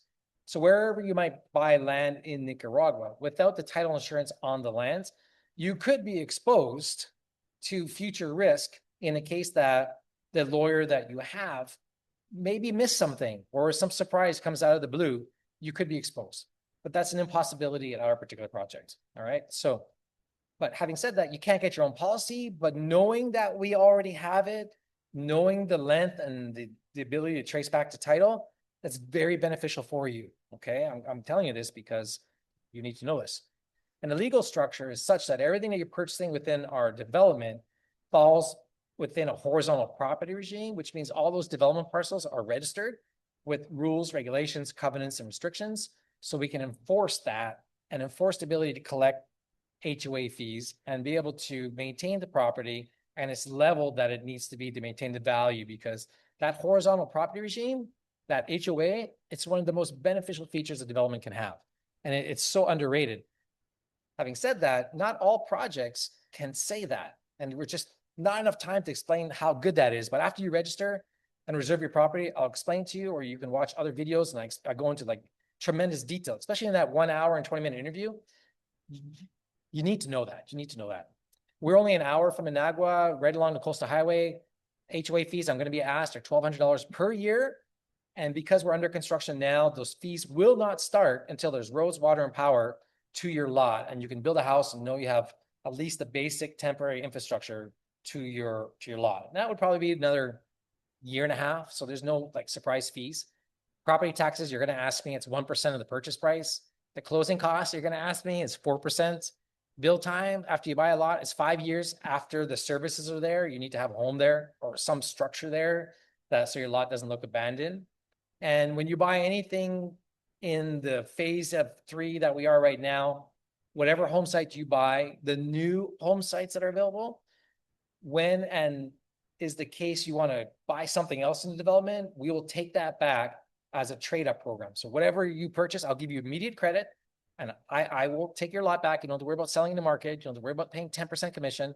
I'll give you full credit towards whatever new thing you want to buy. So when it comes time, and we've got these beautiful 3,000 square foot townhouses, and they're like, $300,000, probably more, but let's say $300,000, you'll be able to take that full credit for a beachfront home site that you paid $147 and apply it towards a new purchase. Okay, we have that in our project.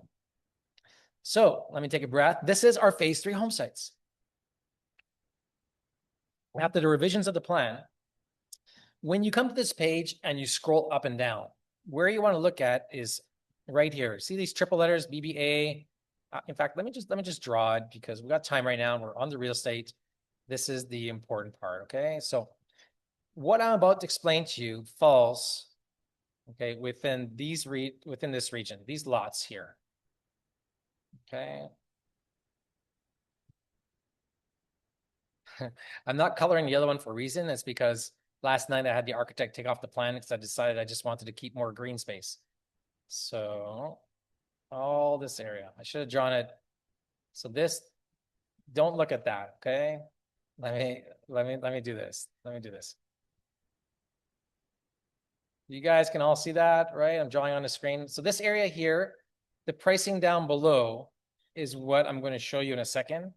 And that's where you'll scroll back and forth and essentially cross-reference these lots with the ones below. But I can tell you right now, before this presentation commenced on the 19th, these lots that are within this red region were the only lots that were going to be available for sale, because everything else is officially reserved, sold, confirmed, simply not available to offer for sale.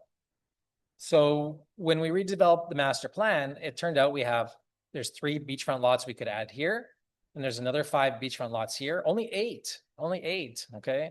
And then across the street, we just kept with the same model size of lots. They're 60 feet wide by 250 feet deep, for a total of 15,000 square feet. That's a third of an acre. And so we were able to develop, right? I said there was 9 here, plus another 18. So there's 9 plus 5 is 14, 17 lots. And then there's a big one over here, and these 3 are not available. So when you look at this page and you scroll up and down, all the price, it's all here. There's nothing hidden. BBA, the width, the depth, the square footage, the price, the HOA. And the HOA is all the same because all the lots are the same size. And they're all $147,000 because they're all basically the same value. It's not like one is 127. When you want it, that's the price. There's only so much beach left. This is all we got. And that's the price, and that's the value. But I will say, when you look at the Nicaragua brief, you will quickly find that the average price for beachfront for a comparable product is close to $240,000. In fact, I'm going to show it to you because it's not up above, it's down below. I've done this presentation a few times and I've moved things around. So, but it's down below now. So you could scroll up and down and see what you like or pick what lot, and you can reserve one, you can change your mind. But what I will say is, when you reserve one of the lots, don't down below in the reservation form, choose like 3, because while it's a first come, first serve, knowing that I have your second and third choice where you might want to be. This is the beach club, just in case you're asking, this is the beach club area over here. Then you'll be able to get your second and third choice. All right. Now, across the street from the beach, these are 127,000. All right. So they're just as valuable. They have access to the beach club. You're right there. To me, they're beachfront. Okay. You maybe don't have exact direct view, but if you want the direct view, you got to spend the extra 20 grand and get on the beach. But you can cross-reference to that to your heart's content. And there's only one of these massive estate lots. These things are like huge, 130 feet wide by 250 feet deep, 32, almost an acre in size. And there's only one of these here because these 2 lots already belong to other people, and this one belongs to another person. There's some houses here, and there's just that one. That's the only real kind of super lot that's there. I thought about keeping it myself, but I kept something else. So that one's available. Okay, and that one probably worth twice the price in about 5 years. So important for you to understand, to save you 12 hours of time and a week of headaches. All right, I've already done that for you. So let me back out here. And this is where it's important, because I know what you need to know. This is 29 different lots across the country that specifically focus on beachfront and ocean view. And that ocean view could be like 400 feet from the beach, or it could be 1,000 feet from the beach up a mountain a kilometer away. It's a blend. I took stuff from all over the country, from different projects, whether it's Grand Pacifica, Guacalito, Rancho Santana, Iguana Beach, Pacific Marlin, okay, Paradise Bay, wherever you can go buy land in a country. Some might be in a development, others are outside, but you can quickly see, okay, the prices of what things are selling for and the average square foot. These are listings today. Now, let me qualify that. These are listings maybe 3 months ago. Some might have sold, some might have not. I just don't have the time to look at every single one all the time, but you get the idea. You can go to Aurora Realty, you can go to Vivian Real Estate, you can go to Remax, Century 21, Coldwell Banker, and see the live listings of what's there today. But here is what is important. Here's the average. So when you take the entire Nicaraguan market, okay, for lots, remember, they're all blended together. The average is about $12.30. Okay, for beachfront is up to $17.80 per square foot. All right, that's why I said the average price is $240. Ocean view, I mean, that's a blend. It could be close or it could be far. Is about $980. The prices that you see today that are up above, okay, at $147,000 between the oceanfront and the ones across the street that are $127, they average out at $8.61.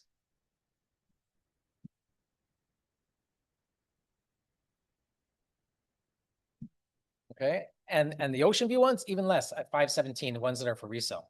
So the value in these lots that you have today is I'm telling you, that's the price. That's the price that it's worth today. It's worth more, but because we're in that pre-construction state right now, that's the value.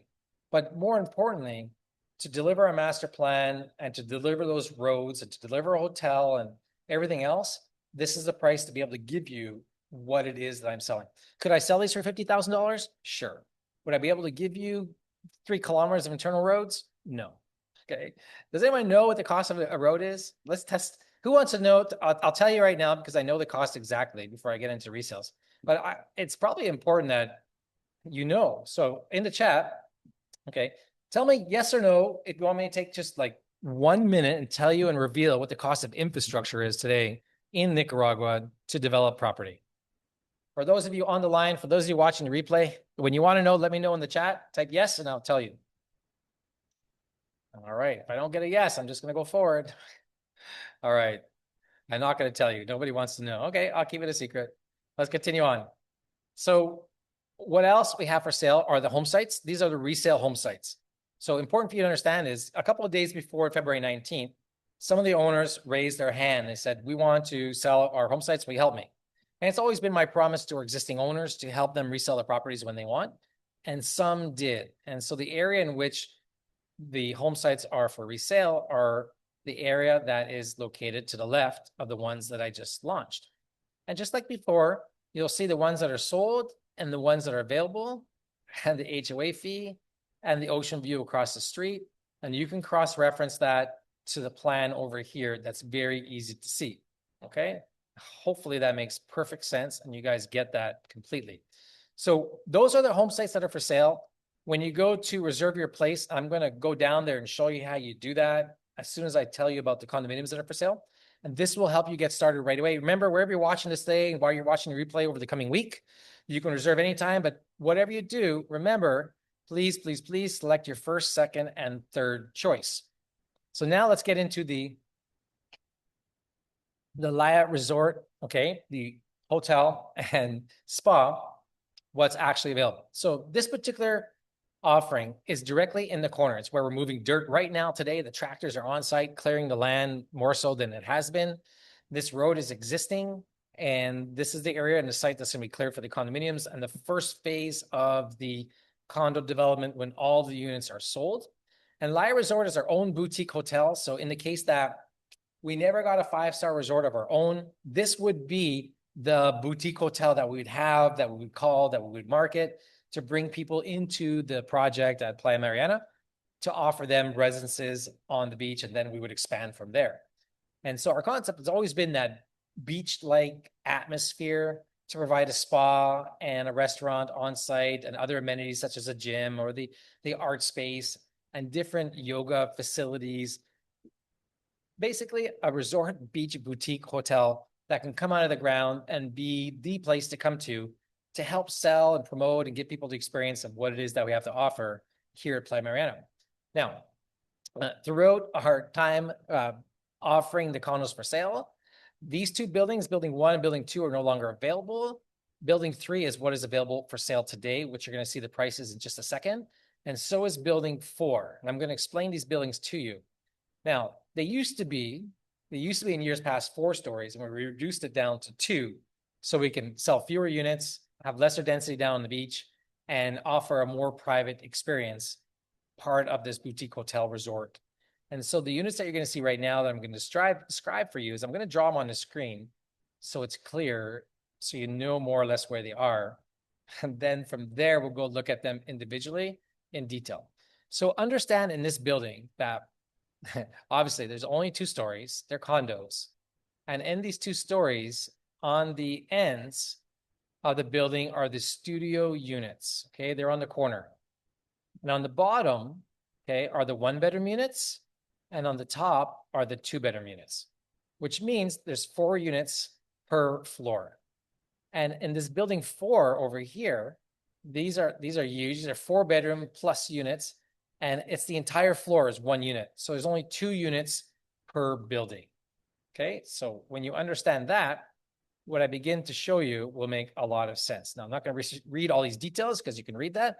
Let's just get into the pretty renderings and the drawings because I want to move through this pretty quickly to respect your time. I'm already behind. It's just no way I can cover all this stuff in an hour. But just to give you a sense of the design, everything is about that light, open air, beachy feeling, and to give you that sense of space within the unit. And these units, while they might seem small, they're not really small when you're inside of it. And you'll see that in the pictures. And everything that we've done for materials and design are sourced locally. So it makes it easier for repair and to support the local economy and everything that we do. And to give you that more of that Nicaraguan authentic feel when you come and stay in some of these units. And that's our philosophy. It's just to bring the beach inside the units, have a very light palette. And so when you come in, it just feels open and airy and seamless in everything that you do. And the architecture that you're going to see and the designs are all based on that and clean lines, and they have a bit of a contemporary Mediterranean feel to it because there's so much colonial in the development. That's really our overall theme. I wanted to try something a little bit different. So you might say, I'm going to make this bigger. This is our barefoot luxury. Now, I'm not going to go through the plans in a lot of detail because you can scroll through and you can zoom in and zoom out. But again, on the first floor, there's 4 units. What's important for you when you reserve is to match up what is available with the numbers. So you can see 101, 102, 103, 104. And over here in the second floor is 201, 202, 203, 204. The 1-bedrooms, okay, the studios are on the corner. And then the 1-bedrooms are here in the middle. And there's huge master bedrooms. And I'm going to show you more in a second. The only difference between the first floor and the second is that the second floor has a loft. And to get to the loft is a staircase. And the staircase is over top of the kitchen and then looks down below to the living room. And I'm going to show you a peek at that in just a moment. And so that's how we get 2 bedrooms in the units. So the details of the units and the sizes are just right here. The studios, 505 square feet. The 1-bedroom, 971 square feet, which is not small. I know my brother in Lower Mainland Vancouver lived with 2 kids in 900 square feet in 2 bedrooms. So these 1-bedrooms are really big. And the 2 bedrooms are up to 1,184 square feet because you have the extra space on the lot. So from a studio standpoint of view, this is where you can get into the details and look at the bedrooms. But I'll highlight only the specifics for you to pay attention to. These studio units, while 505 total square feet, they're made so you can feel like you could live there. And I did that with a huge bathroom, the space in regards to the master bedroom and the living area. And they have a kitchen and 2 balconies. All right. So a lot of space, even though it's 505 square feet, you have a lot of space to move around. And not only a lot of space to move around within the unit, but a lot of storage. All right. So all this rattan looking material here, you'll see it in all the renderings. Wherever you see this rattan is all storage. Okay. You open it up, it's above, it's shelves, you can hide stuff. Because in a studio unit, like where are you going to put your luggage? And if you're going to live there, where are you going to store stuff? You needed storage. Okay. And in the kitchen as well, clean lines. There's a 2-burner stove. There's a bar fridge underneath. There's a sink, lots of cabinet space. Again, it's meant so you can live there. Huge master bathroom. They're really important to me because especially bathrooms with a fan. And all these ceilings are almost 10 feet tall. They're not like short. So when you go into the bathroom, it can get pretty hot in Nicaragua. There's no air conditioning in the bathroom.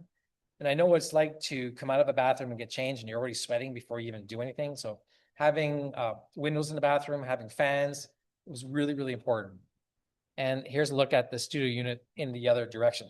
So I can tell you these things are $147,000 and everything you see comes fully furnished. So you turn the key and you could cook yourself some gallo pinto to the point in which you don't have to buy any bed sheets. It's all fully furnished. All right.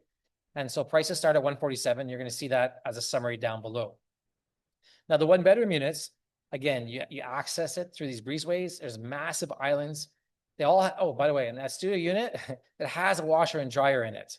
In one of these covered spaces, there's a washer and dryer space in there, a stacking washer and dryer. And in the one bedroom units, it's the same thing. It's 1.5 baths. So you have this master bathroom, you got another bathroom, a huge island. Purposely, we did not put a table and chairs on the inside. We created this huge island where people to sit around, okay? And in the renderings that you see, there could be different chairs, but the idea was to give more space, and that was done on purpose. And what we did do is create this oversized balcony to give you that outdoor living space where if you want to go outside and eat, like that's where you would go. And so in the living room, we just didn't want everything to feel like really tight and crowded. And so there's a picture of the living room, the kitchen, the master bedroom, the master bath. Okay. And again, 812 square feet inside, 159 on the outside, 971 total. And I believe these ones are at 247,000. We'll look at the prices as a summary at the conclusion. And now the two bedrooms with the loft, and it's an exact duplicate as the one bedrooms. Nothing changes except the staircase.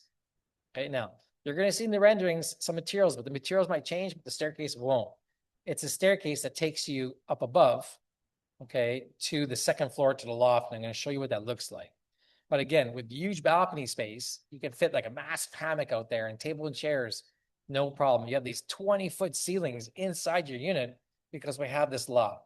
Now, in the designing, of course, these illustrations might change. It might be a different material because, you know, wood going up the stairs can be a little bit expensive. So we're looking at different alternative materials, but that's the idea of a spiral staircase to get you to the top. And then we have the kitchen, the master bath. It's all the same as the one bedroom. And this is the loft up top. Okay, there's room for double beds and lots of storage. Everywhere you go in these units, storage was extremely, extremely important. So that's building 3, and you'll see the summary of the prices in a second. And then we have, for the person that wants the ultimate luxury, the ultimate in privacy, we have this other building that we're almost done designing on the second floor. But essentially the concept here is to keep the design and the style and the structure, but we've taken what was 4 units on the bottom and 4 units on the top and turn it into one complete floor. And it's a complete floor that you can lock off over here. And so it's 4 bedrooms and a den. And on the top, in the second floor unit, it'll be 5 bedrooms, and there's actually a little bit extra space in the loft. And so with the square footage is, you know, topping out at over 3,000 square feet, you're going to find the prices in the range of $787,000 to $897,000 for that unit. That's completely furnished. So it's just amazing. It's almost at cost. It really is almost at cost. And so here's the results. So building 1 is no longer available. Building 2 is no longer available. We're on building 3. Okay, so building 3 is all the way to the right. And you can see the units, and you cross-reference that with the units up above. And prices start at 147 for the studio, 247 for the 1 bedrooms. And there's one of the 2 bedrooms remaining in building 3 at $297,000. And the bigger units, again, they start at $797 and $897 respectively. Now, all these units will fall within a condominium property regime, so there's HOA fees. They all have underneath it supporting land, the title insurance that we're not going to have any claims. They all come fully furnished with all the fixtures, appliances, and everything to do with rental operations. The location, well, that's great. You know where that is. The HOA is $2 per square foot. It's the same 1% of the purchase price per closing and 4% of the purchase price for the closing cost. Now, I want to highly encourage you to make something readily available to you. Where you see reserved is the activity that we've been taking place over our promotional period, but it's quite possible that these people will not buy, or they can't come up with the money or the funding. So when you want to reserve a building, and or you think you might want to be in a different building, that's okay. You could reserve one today and then also select in your second or third choice a different building where you might want to be. So in the case you see when you come or whenever you're watching this video replay, because the reservation information might change on this page, just because it's reserved doesn't mean you can't have it until you see confirmed. Okay, and that probably won't come to after the March event that we have upcoming, which I'm going to explain to you in about 10 minutes time. Then the real inventory will become available. So when you see something you like, tell me your second and third choice. Now, this is really important. When you buy a unit, it's highly unlikely that you're going to want to live in there the whole time. In fact, there's restrictions because it's going to be part of the larger hotel complex. You really can only use the unit 45 days of the year is the ideal time. Maybe 60 days most, depends on the final agreements of the hotel. Because when we would put these units into our hotel program, that brand hotel that might be coming, they have certain limitations where they need to know what the income is and project it and offer the rooms available. And usually they don't like to go longer than 30 days to allow you owners to use the units. But I've worked out an agreement where people can use it for 60 days. All right. But ideally, not many people are going to be here for 60 days. But here's what I want you to understand for this slide. This is really important. I've taken the time to look at what is available across Central America, Belize, Costa Rica, Panama, Nicaragua, El Salvador, Guatemala, Honduras, because that is essentially our comparable market rates for what we can charge for the equivalent offering that we have. So as an investor, as an owner, as someone watching this presentation, wherever you are today, the average square foot, when you take into consideration all the units across all the hotels, across all the research, it comes out to about 76 cents per square foot of the unit. Now, these aren't typical hotel suites like 200 square feet or 300 square feet. The average square foot for a 4 to 5 star unit rental is 912 square feet. Like it's not a small unit. So it's not like your typical hotel room. So when you look at the average national average, it's about close to $600 per night. In our projections going forward, stuff that you can play with, I've only taken the average of the entire region to try and draw out some parallels for you to think about, just to get an idea of where to start. What you will do next, okay, is up to you completely. So let me show you what I built. So when you're on this page, I never make rental projection forecasts. I can only tell you what's happening in the market, what are the occupancy rates in the years. There's no program here that you're going to buy and I'm going to guarantee your income because that would be wrong. Okay, we can't do that. So what I can tell you is in our particular development, our studio units are 505 square feet and 1 bedrooms and 2 bedrooms and 4 bedrooms. And the price that you're going to pay and the estimated square footage of the HOA and your property taxes and more or less the fragment of the market that we're going to be attracting to these particular units. I built this calculator for you, right?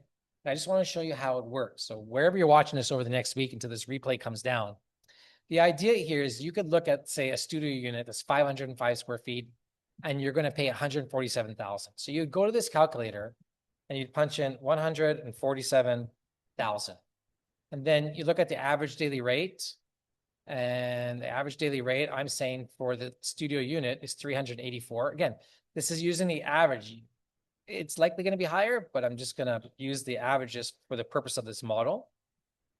And for the purpose of this model, I mean extremely conservative because remember, there's like 200 units and I tell you 25% will be occupied, which is 50 units. No. There's only 26 total condominiums in this first phase to draw a parallel to the occupancy rate. And really from a studio standpoint of view, there's 12 of them. There's only 12 units in 3 buildings. So I'm using a very conservative occupancy rate of 25%. So when you want to change this, you just scroll up or down to 20%. You can find your own percentages and dream all you want, okay? Now, the split is 50-50, and I'm going to show you how that works. And the HOA fee we need to punch in is 1,010.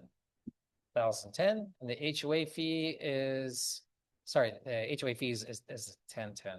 My mistake. Yeah, 1010. And the home insurance is about $1,200. I have to thank one particular owner reservation holder, Reg, because we forgot this in previous presentations and I added it in. But you have to pay homeowners insurance. So What you'll see below is when you punch in the numbers in this table here, it changes all the numbers here. You don't have to do anything over here. So it'll recap your 25% days rented. It'll recap the gross room revenue you're going to get. It will define the 50-50 split of what that amount is. It'll tell you what your owner expenses is. You have to pay your taxes. You have to pay your HOA. You have to pay your homeowner's insurance. Okay. Those are all numbers you have to pay. So altogether, that's the cost, right? If someone says you buy a condo unit from Kevin Fleming here in Playa Resort at Playa Mariana, it's going to cost you yearly $3,680. That's your cost. You need to hope, pray, cross your fingers, okay, that you could rent it out enough to make that much money. Now, in the projections that we just showed you at 25% at this rate, what that comes down to is your share after expenses is 13,000. Okay, so you took in 17. That was 50% of the income of 35, right? So 35 was the total. 17 was your split. It cost you 3, and you walked away with 13, which equates to a 9.4% return on your investment. Just projections, disclosure, no guarantees. I'm using ultra conservative numbers, as you can see.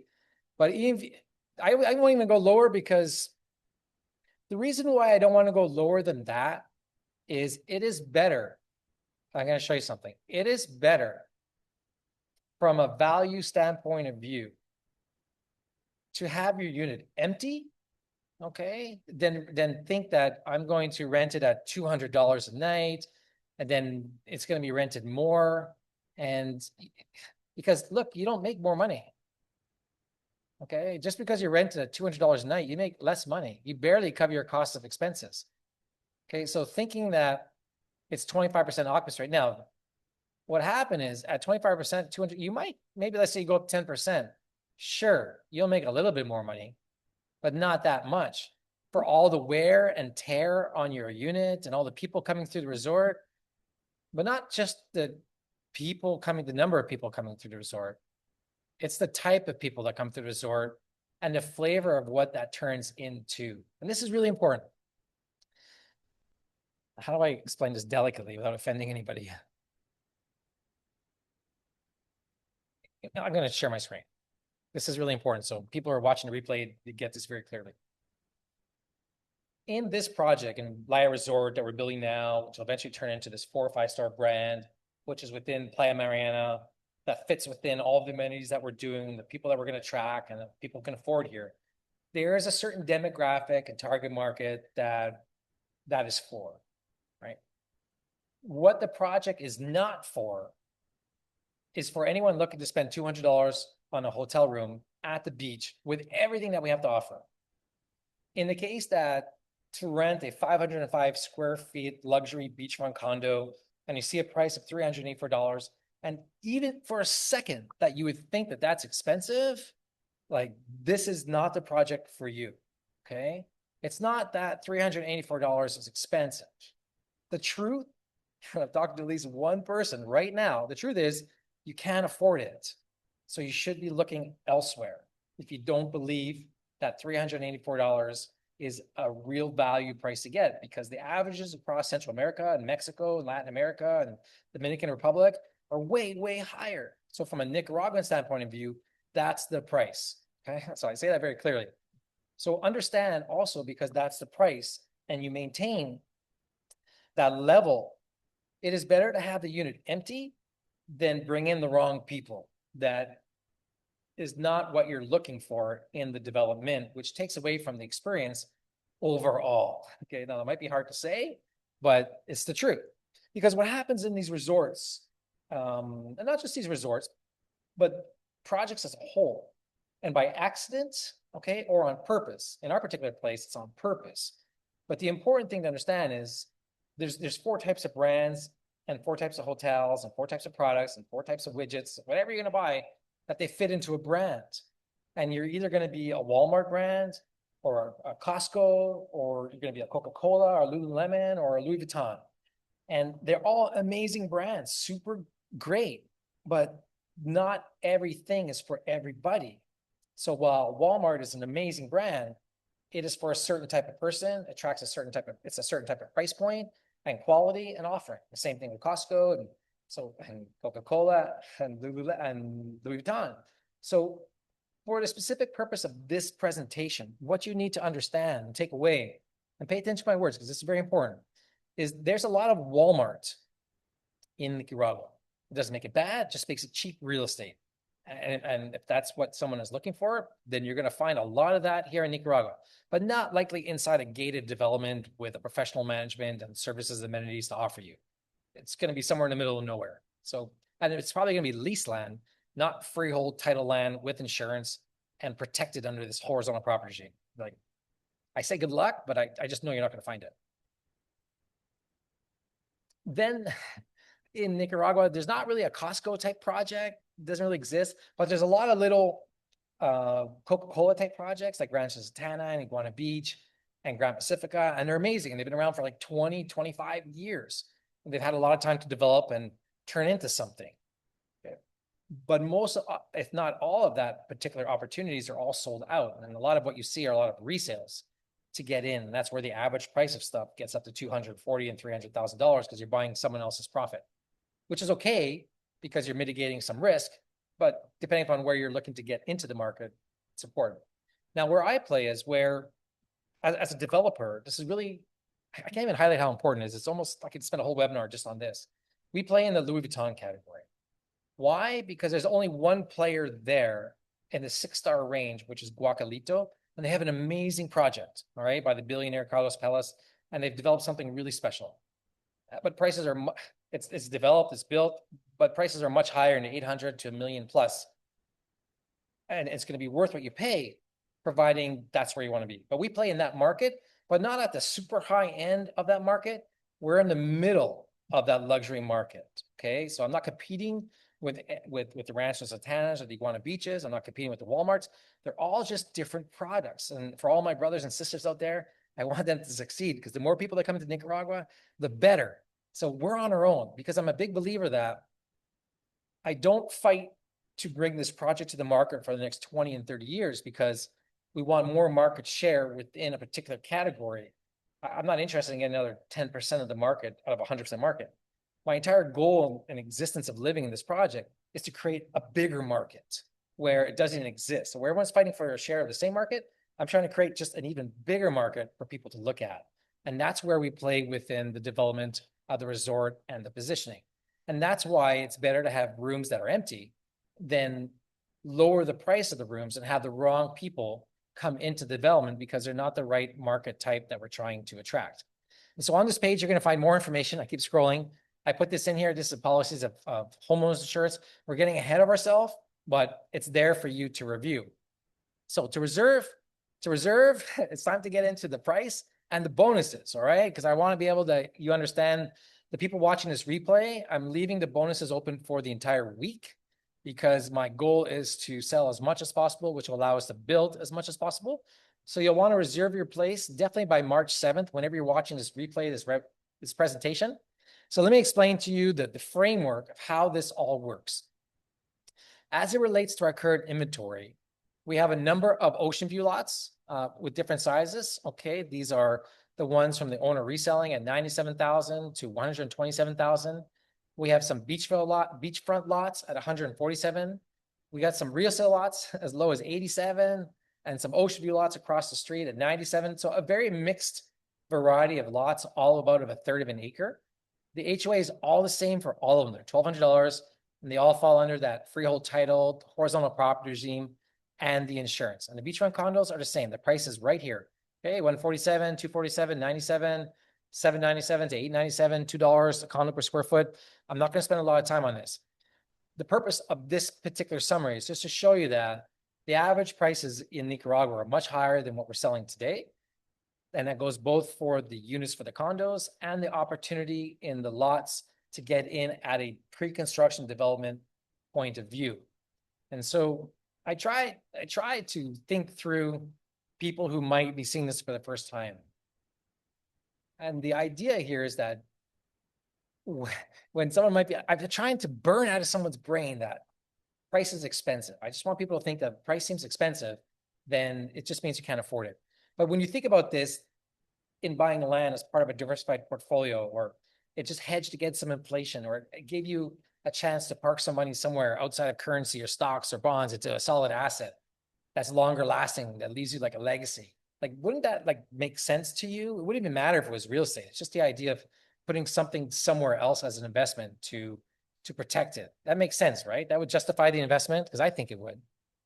When you think about, some people are buying properties for not for the now, but for the tomorrow. It's a place for, they see that you're the figurehead that bought this property, and in years to come, your families will be coming to this place and use it, and they're going to remember you by that. And so it's not about the price point that makes sense.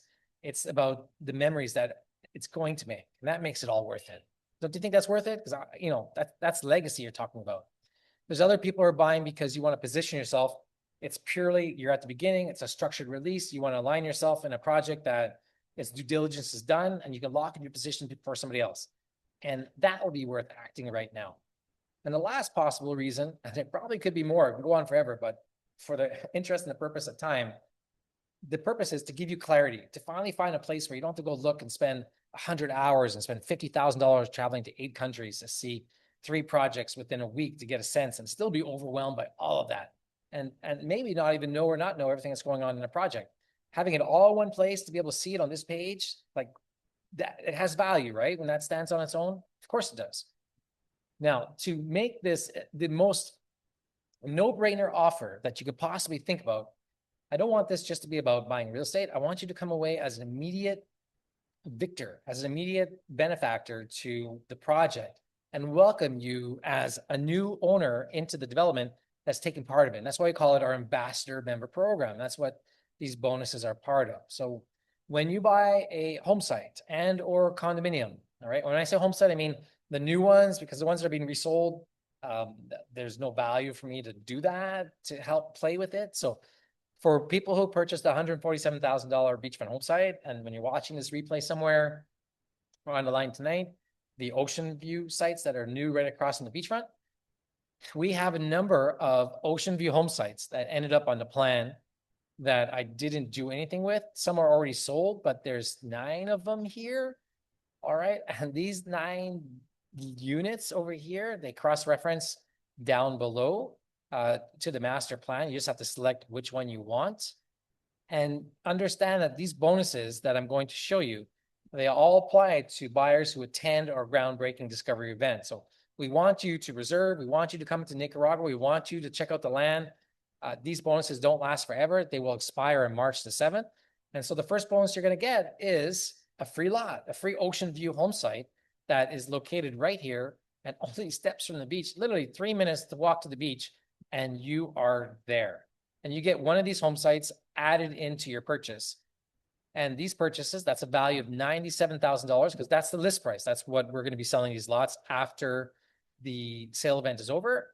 And so that's a bonus to you. Now, as an additional bonus, when you purchase a condominium or a home site, one of the new ones, I'm going to take $10,000 off any of those selected properties. So when you come to Nicaragua, again, you have to come to the discovery event to qualify for these bonuses, because the goal is to get you down here to look at your property as soon as possible.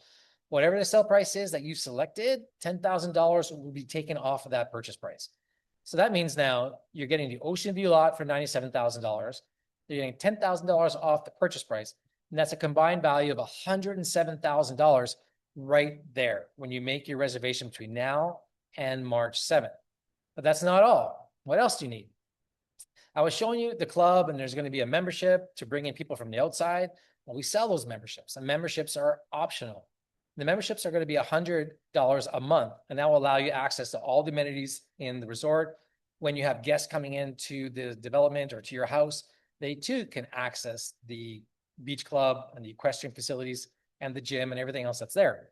So that membership is $100 a month, and I have decided to throw in 5 years membership included when the amenities, that date starts when the amenities are open, not from the date of purchase. And that's going to be a $6,000 value that you will not have to pay. And so now what you're going to get is you get the home site. That's $97,000. You're going to get bonus number 2, which is $10,000 off the select properties of home sites or condos, and the Club Mariana membership, which is a $6,000 value. So altogether, that's $113,000 of bonuses when you come and join the discovery event coming up on March 19th to 22nd. The perfect time to come walk the land. All right. Now, bonus 4 has to do it directly for the discovery event. So when you make that reservation sometime in the next week and you come down to the discovery event, I'm going to give you a $1,500 credit when you're the purchaser of a new condominium or a purchaser of one of the new lots that were developed, not the resale lots. And after you confirm your purchase, right, everything becomes non-refundable. Then and only then you're going to get $1,500 credit back to you. So while you'll pay $1,000 to come to the event, there's no guarantee you're going to confirm. So we can't give it to you for free at this time. But once you confirm your purchase, you're going to get that $1,000 back and then some. And I'm going to explain to you very shortly that $1,500 that you're going to get back should be more than enough to cover your airfare and hotel when you come down for 2 people. So now that's the end of the bonuses. So what you're going to get is bonus number 1, to repeat, a $97,000 value in ocean view home site, a $10,000 off select properties of condos or new home sites, the Club Mariana membership, 5 years, no cost to you. That's a $6,000 value. And of course, the discovery event credit, which is a $1,500 value rebate. That's a total amount of $114,000 in bonuses. When you think about it, you can almost buy that new home site for $127,000, which is ocean view, and you get $114,000 in bonuses. And it's almost like getting 2 lots for, $13,000, or you can select one of those beachfront units and you get all this extra value. And you might only have ended up spending $30,000 at the end of the day, because you could sell that ocean view home site anytime and still have your beachfront. So different ways for you to look at it. So your next steps. So for those of you watching now, you're here on the line, okay? You're watching the replay wherever you are, over and over again. This is how you reserve your place today. I've tried to make it as simple as possible because I've done this before. We have 67 previous owners. I've been doing this for 20 years, transferred over 100 titles. I know exactly how the process goes. I know what's in your mind, okay? Because I've done it all before. So this is probably the easiest reservation program you're going to find anywhere, because it's only $1,000 to reserve your spot. Just $1,000 by credit card. When you're going to click the button down below, or maybe you're already there, you're going to go to a credit card form. Doesn't matter what you get, doesn't matter what lot, it's $1,000 and it's refundable for 7 days. So if you wake up tomorrow morning and you decide you change your mind, no problem. Even though Stripe hasn't sent it to me in 3 or 4 days, I will PayPal you back the money, all $1,000. I won't even take off the 3%, the $30. I'll eat that. Just don't make a reservation for nothing, okay? Just think about it for a day or so. But then again, you may want to make it right away so you don't lose your opportunity. Once you make a $1,000 deposit, you basically made your selection and nobody else can get it. They can get in a line to get it, but no one else can get it. Now, understandably, to be fair for both of us, I can't just keep it on hold forever without some fee or payment. So after the 8th day, when you haven't made your reservation refundable, this is when you kind of make your first commitment, because that $1,000 says you are in and you're taking my product off the market for another 30 days with no more money, okay? Because what I want you to do, what you need to do, what you're never going to likely do is buy land, send your money, and never having come and seen it. And there's no better time to come and see it than within the first 30 days, because that is the window of opportunity that you have to keep that reserved unit for just $1,000 where no one else can get it, for you to decide what to do. So you're going to come to our groundbreaking discovery event. And there's one coming up in March 19th on purpose. Those are the dates where you can come join fellow investors in the country and enjoy 4 days. And in a second, I'm going to show you everything that's going to take place. So general admission is $1,000, VIP is $2,000 almost, and all the details are down below. And basically, once you come to the event and you confirm your decision, that's when your payment schedule, depending upon whatever you're buying or whatever deal you made with me, or you got me in the pool with a rum and coke and somehow negotiated a lower price and a better payment term.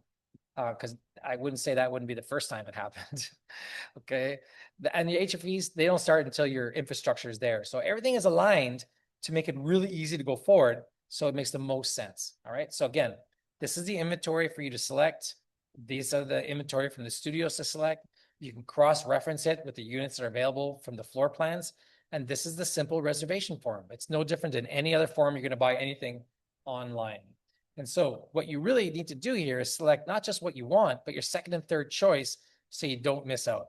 Now, what happens is, once you make your reservation, immediately after, you're going to get one of those no reply emails And in those emails, it's going to summarize your purchase. It's going to give you a link to go to a membership area. And this is a membership area only for people who make reservations and or the existing owners in our development and investors. And inside, you're going to see this page, it's welcome to this members page. And on this page, you're going to punch in your email and a password. And basically, you're going to create your accounts.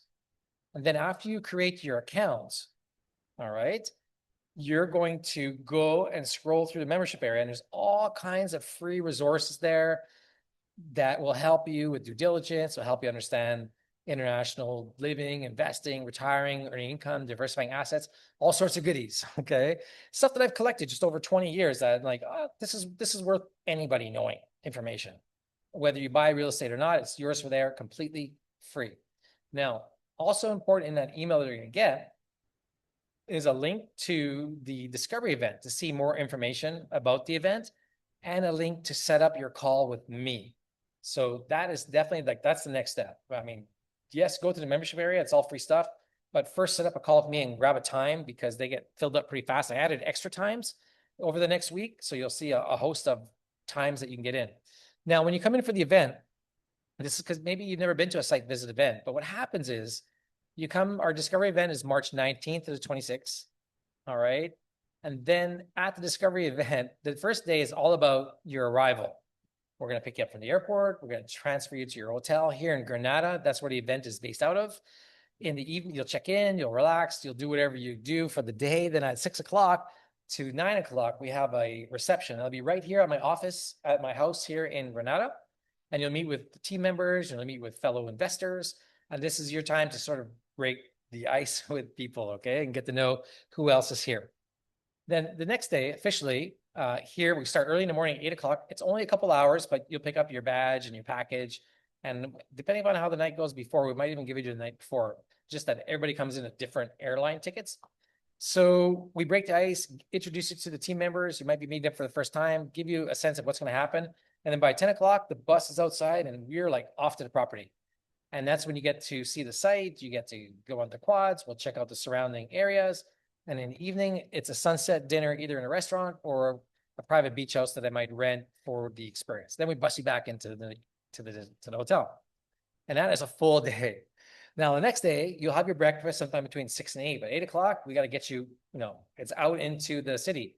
You'll go from Granada to Managua, to Masaya, to Catarina. You'll see volcanoes, markets, island, lakes. I mean, it's a cultural feast for you to come and enjoy. And in the evening, you'll be back here for a massive farewell caballo bayo buffet, sort of traditional Nicaraguan dinner.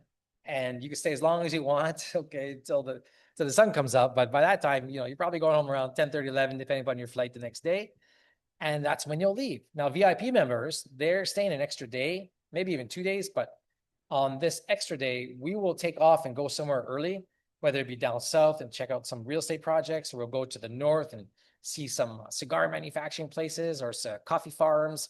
We're going to do something special and you'll have more time with me, but not only more time with me on the fourth day, throughout the entire event, whatever car I'm in, you're in. Whatever bus I'm in, you're in. Whatever table I'm sitting at for dinner, you're at that table, okay? You're like with me the entire time.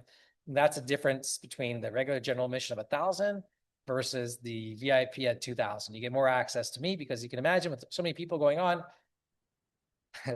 I say this loosely, but everybody wants to talk to me, but I don't have time to talk to everybody, but I will talk to you. But specifically at these tables and sit down places, it's a perfect time to communicate with us. And that's the only way to really give people the credit that the credit is due. So that's where you reserve your place.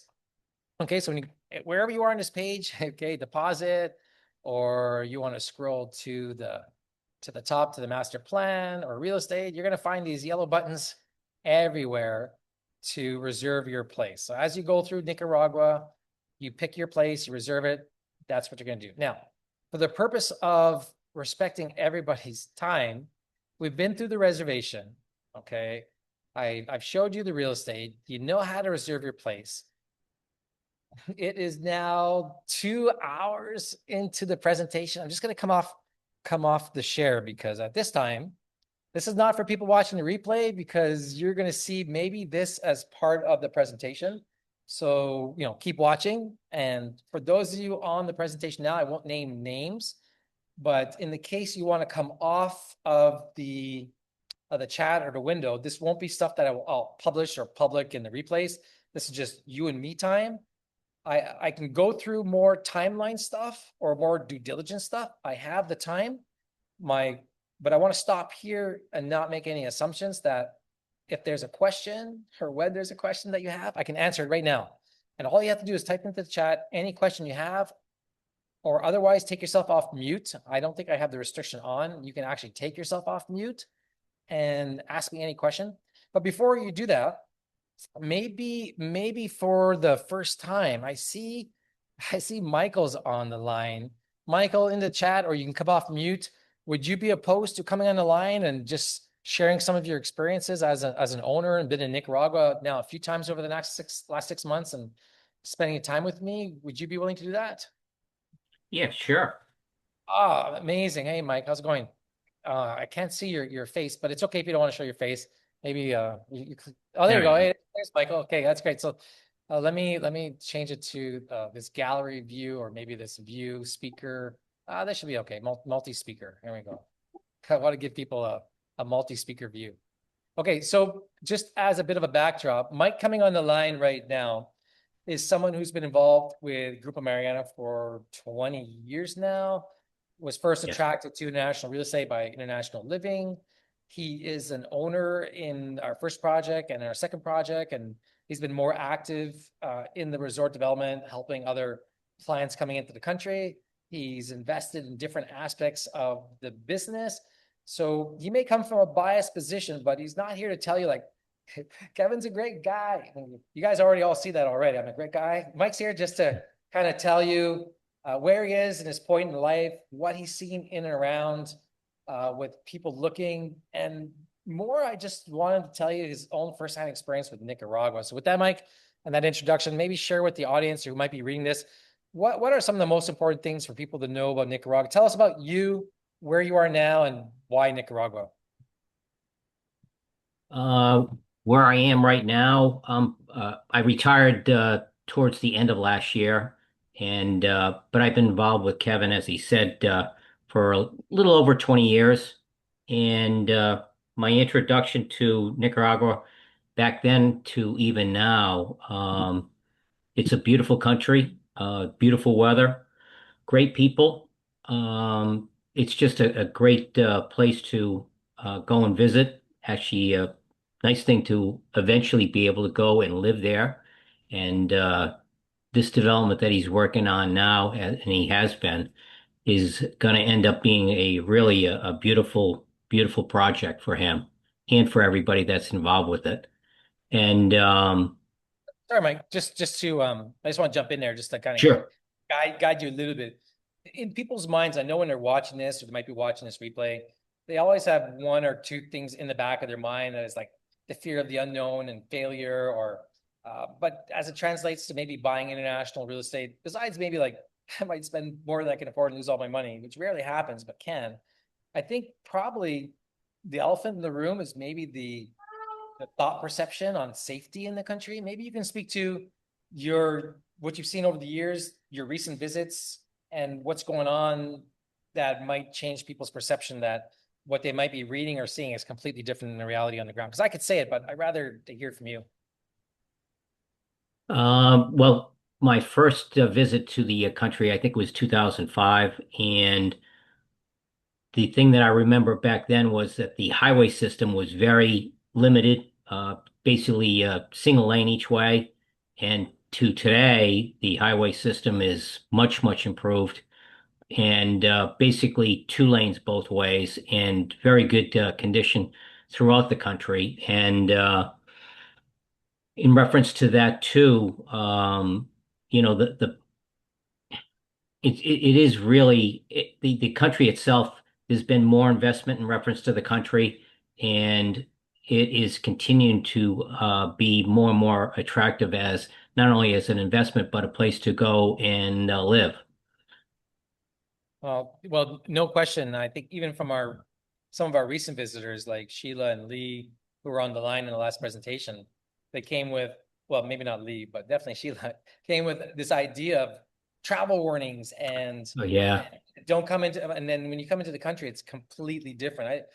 I believe that one of the most surprising things are just how people realize it's just not what people think it is when they get here. What would you say for you and for the audience that's listening, if there's something to take away that surprised you the most personally, what would that be? And what surprised you the most about Nicaragua?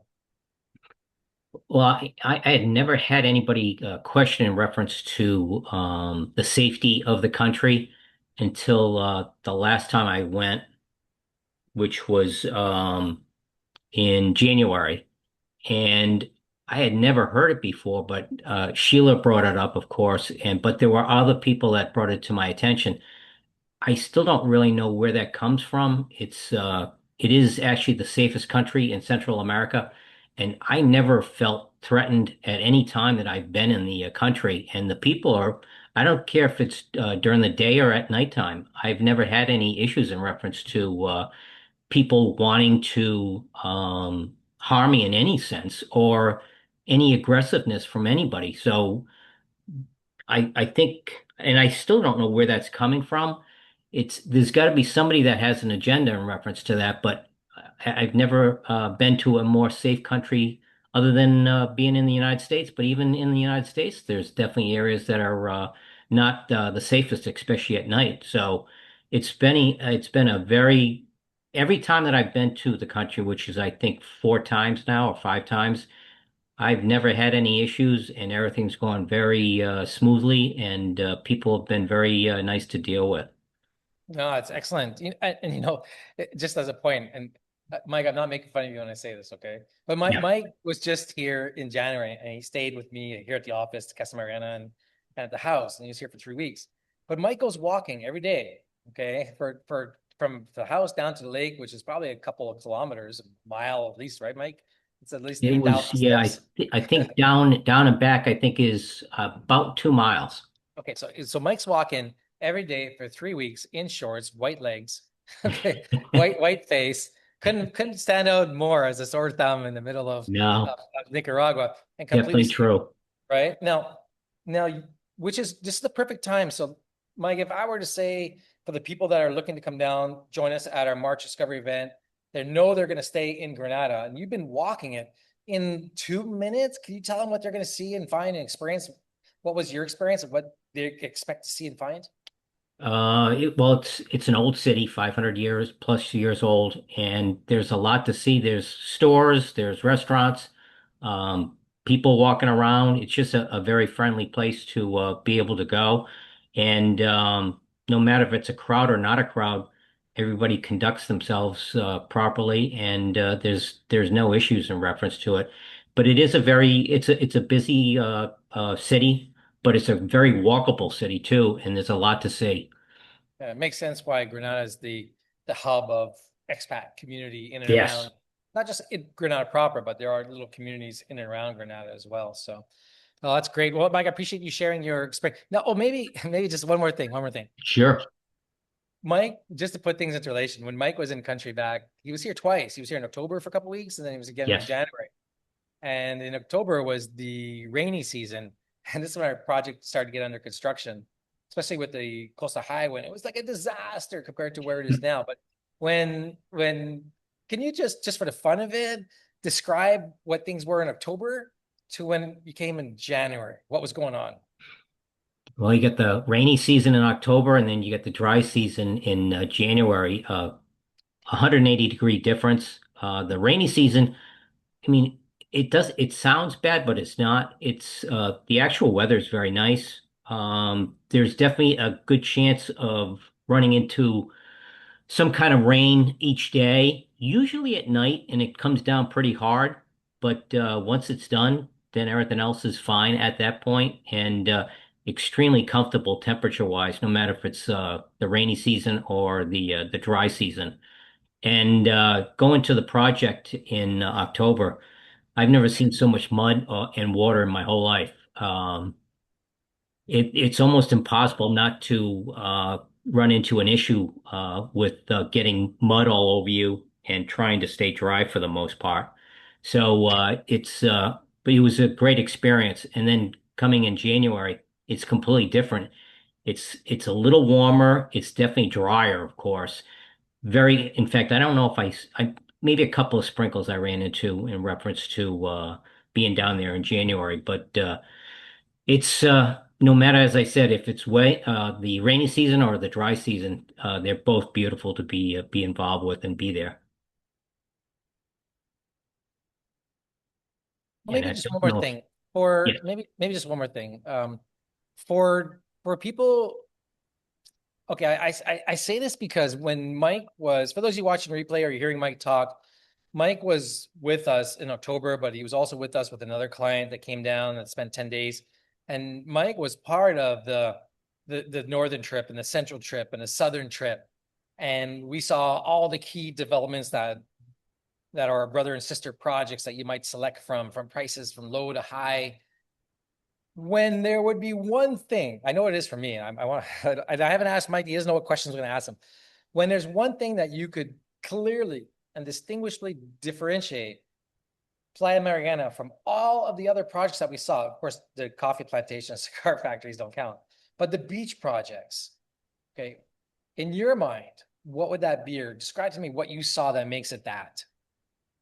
I think the biggest difference that I saw of all the properties that have been developed over the last 20 plus years with Playa Mariana, the beach itself was absolutely wide and beautiful and flat, and it's just an absolute beautiful area. And all the other developments, it was very, very different. It was mostly rock or rocky, and it didn't have a real swimmable area in most of those places. In fact, I think most of them didn't allow any swimming at all. And Playa Mariana was just night and day compared to the other properties.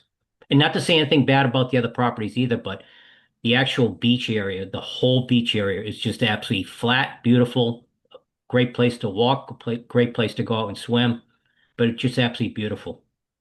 Yeah, no, I appreciate it, Mike. I would say by far the number one strategic advantage that we have in the development that makes us completely different than anybody else is the length of the beach in which you can walk and have open and uninterrupted, the quality of the beach to be able to go in the water. And you went in the water, Mike, right? What did you Oh just yeah. describe for me when you like went in the water when we went in there? How was that in your own words? Well, you had to go out a fairly good distance to be able to get out to the water and say probably close to waist high. It was really beautiful. The water itself was really it wasn't bath water, but it wasn't anything cold in reference to it. It was refreshing, and it was beautiful just to be able to go swim around and everything like that. So, just a real great spot in reference to it. And again, where Playa Mariana is, you can walk probably, I would say probably 20 kilometers in either direction and not really run into too many people. It's just a very quiet area, and it's something that I really have never seen anywhere else in the world. Yeah, that was very amazing when we were swimming in the water and like we're looking like how far away do you think is the edge of the land? And so I think we thought we were up to like our waist and it was maybe about 800 feet. I think we are talking 700 or 800 feet to the edge. Easy. And Yeah. we are just at our waist. We could go deeper, but we just went there, Yeah. right? It was absolutely amazing. Really. That's great. Thank Mike. I really appreciate you coming on the line. And No for those of problem. you who are just watching and listening to this for the first time, when you come to Playa Mariana, the beachfront is just absolutely completely amazing. In fact, it's just yesterday or at the top of this page, I'm telling you, like, welcome to the other side, and you're in it. Just watch the video at the top of this page, wherever you're looking at this replay. And it's me on the beach. Well, today's February 28th. So yesterday, February 27th, I was on the land making that video, and it is spectacular. In fact, if it doesn't choke you up and make you question why you're working or why you exist in life to have some time or some space or something you deserve, then I just don't know what will. Because I know I sometimes put this tagline because you deserve it, but it's not until you get away from the phone, okay, and you're in the water and you feel the heat and you see that no one's around you and it's like this peace comes upon you, it changes you. It changes you. So I am going to stop the presentation here. because we've been on the line. We've covered everything very quickly. We're 2 hours and 30 minutes. Oh my God, again, another 2 hours and 30 minutes. I just can't get around this. There's so much information on this page. Watch the replay from the Nicaragua up above. Everything you're going to learn about access and safety and location and foreign investment. Scroll down the page. You're going to find the timeline for development, the due diligence, the permits. You're going to find more information about the event. Scroll up and down between the home sites and the condominiums as you watch this replay over and over again. Take your time. We're here all week.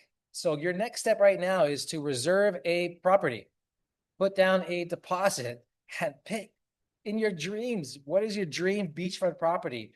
The time is now where it's only $1,000 to like make that step and do it. It's only money.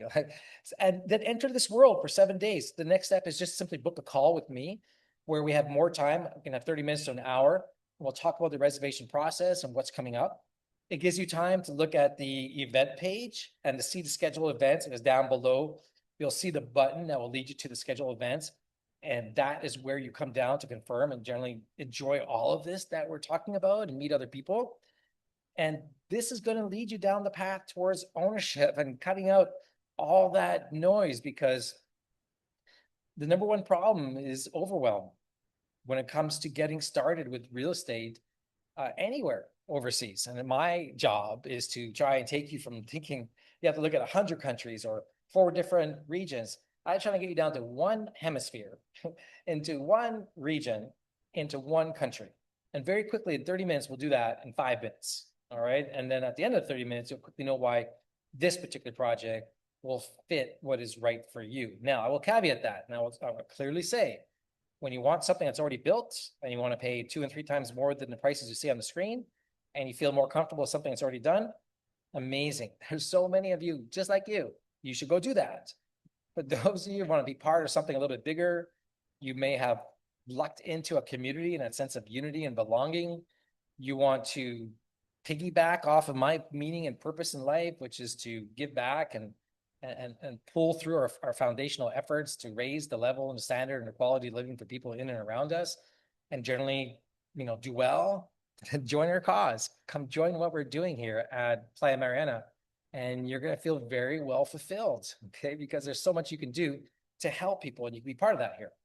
And that is the entry level of where you're going and coming into the development today. So just as a recap, on this page, in this replay, wherever you're watching or seeing this link, you're going to learn about Grupo Mariana. You're going to learn further about Nicaragua. You're going to learn about our cause with Fundus and Grupo Mariana. You're definitely going to understand our master plan in more detail, the specifics of the real estate that's for sale, whether it be home sites or condominiums. You'll understand our vision of where we're going into the future, the timeline of construction, the infrastructure of progress, the gallery of what's been done, the frequently asked questions that you're going to have, okay, and the due diligence of all the permits, okay, that we have and obtained.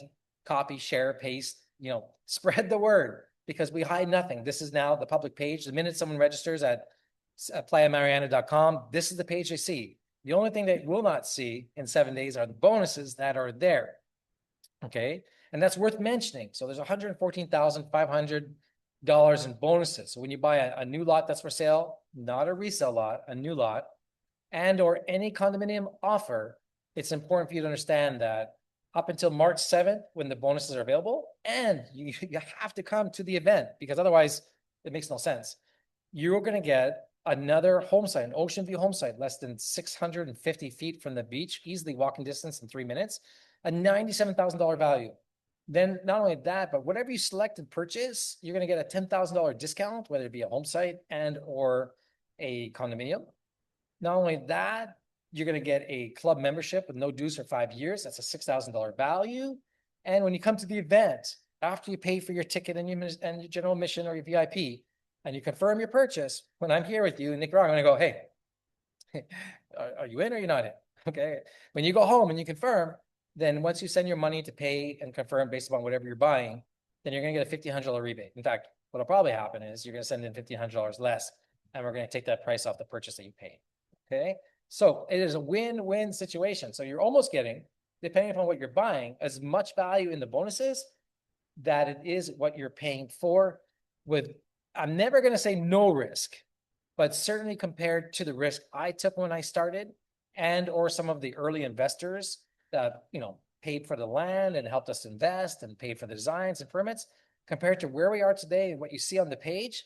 What you see on the page is a combination of 20 years of experience, okay, probably close to 100,000 hours that I've worked in 20 years to put all this together for you to minimize the risk to the point in which you could essentially buy real estate sight unseen with everything that's on this page today and feel comfortable, sleep at night, and not have to worry about it in any way, shape, or form.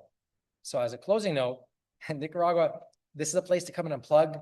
You're going to find your new different place here, and you're going to experience something real.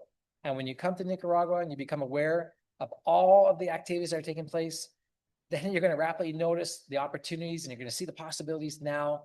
And it's all going to lead you to automatically realize that Playa Mariana is the best choice for you today, based upon all the due diligence that you're going to see, the location, the country, the infrastructure. You're just going to logically recognize that this is your next step. Because when you don't take this next step, you are not going to experience something real. And you're definitely not going to experience what's going on here today. And you'll be out in the cold on the other side, right? You don't want to be on the other side. Come join this family, come join this mission, come join my cause, come join my dream. And we can make Mariana yours to enjoy as well. So with that, I'm Kevin Fleming, chairman, founder with my wife of Grupo Mariana, developer of Playa Mariana here in Nicaragua. Thank you for joining this replay presentation, wherever you're watching it. Scroll down now, check out the entire page, reserve your place. At the very minimum, follow us, subscribe, like, wherever you're seeing this video, join in on the fun, come to Nicaragua, and you too will experience what I've had the pleasure to experience for the last 22 years, 23 if you count August 2003 when I met my wife. So with that, thank you very much for staying right to the end. You guys are amazing. That is 2 hours and 40 minutes. I can't believe it, but that's the way it goes. When you come into country, we'll be able to talk a whole lot more. And we get on that call, right? The next call, look down below for the links wherever you're watching this. There'll be a Calendly link. Come schedule a call with me. Take a step. Try me out. See if you like me. I may not be for everybody, but when I'm for you, then this is for you too. So thank you very much. Have a great day. We'll talk to everybody very soon on the other side in Nicaragua.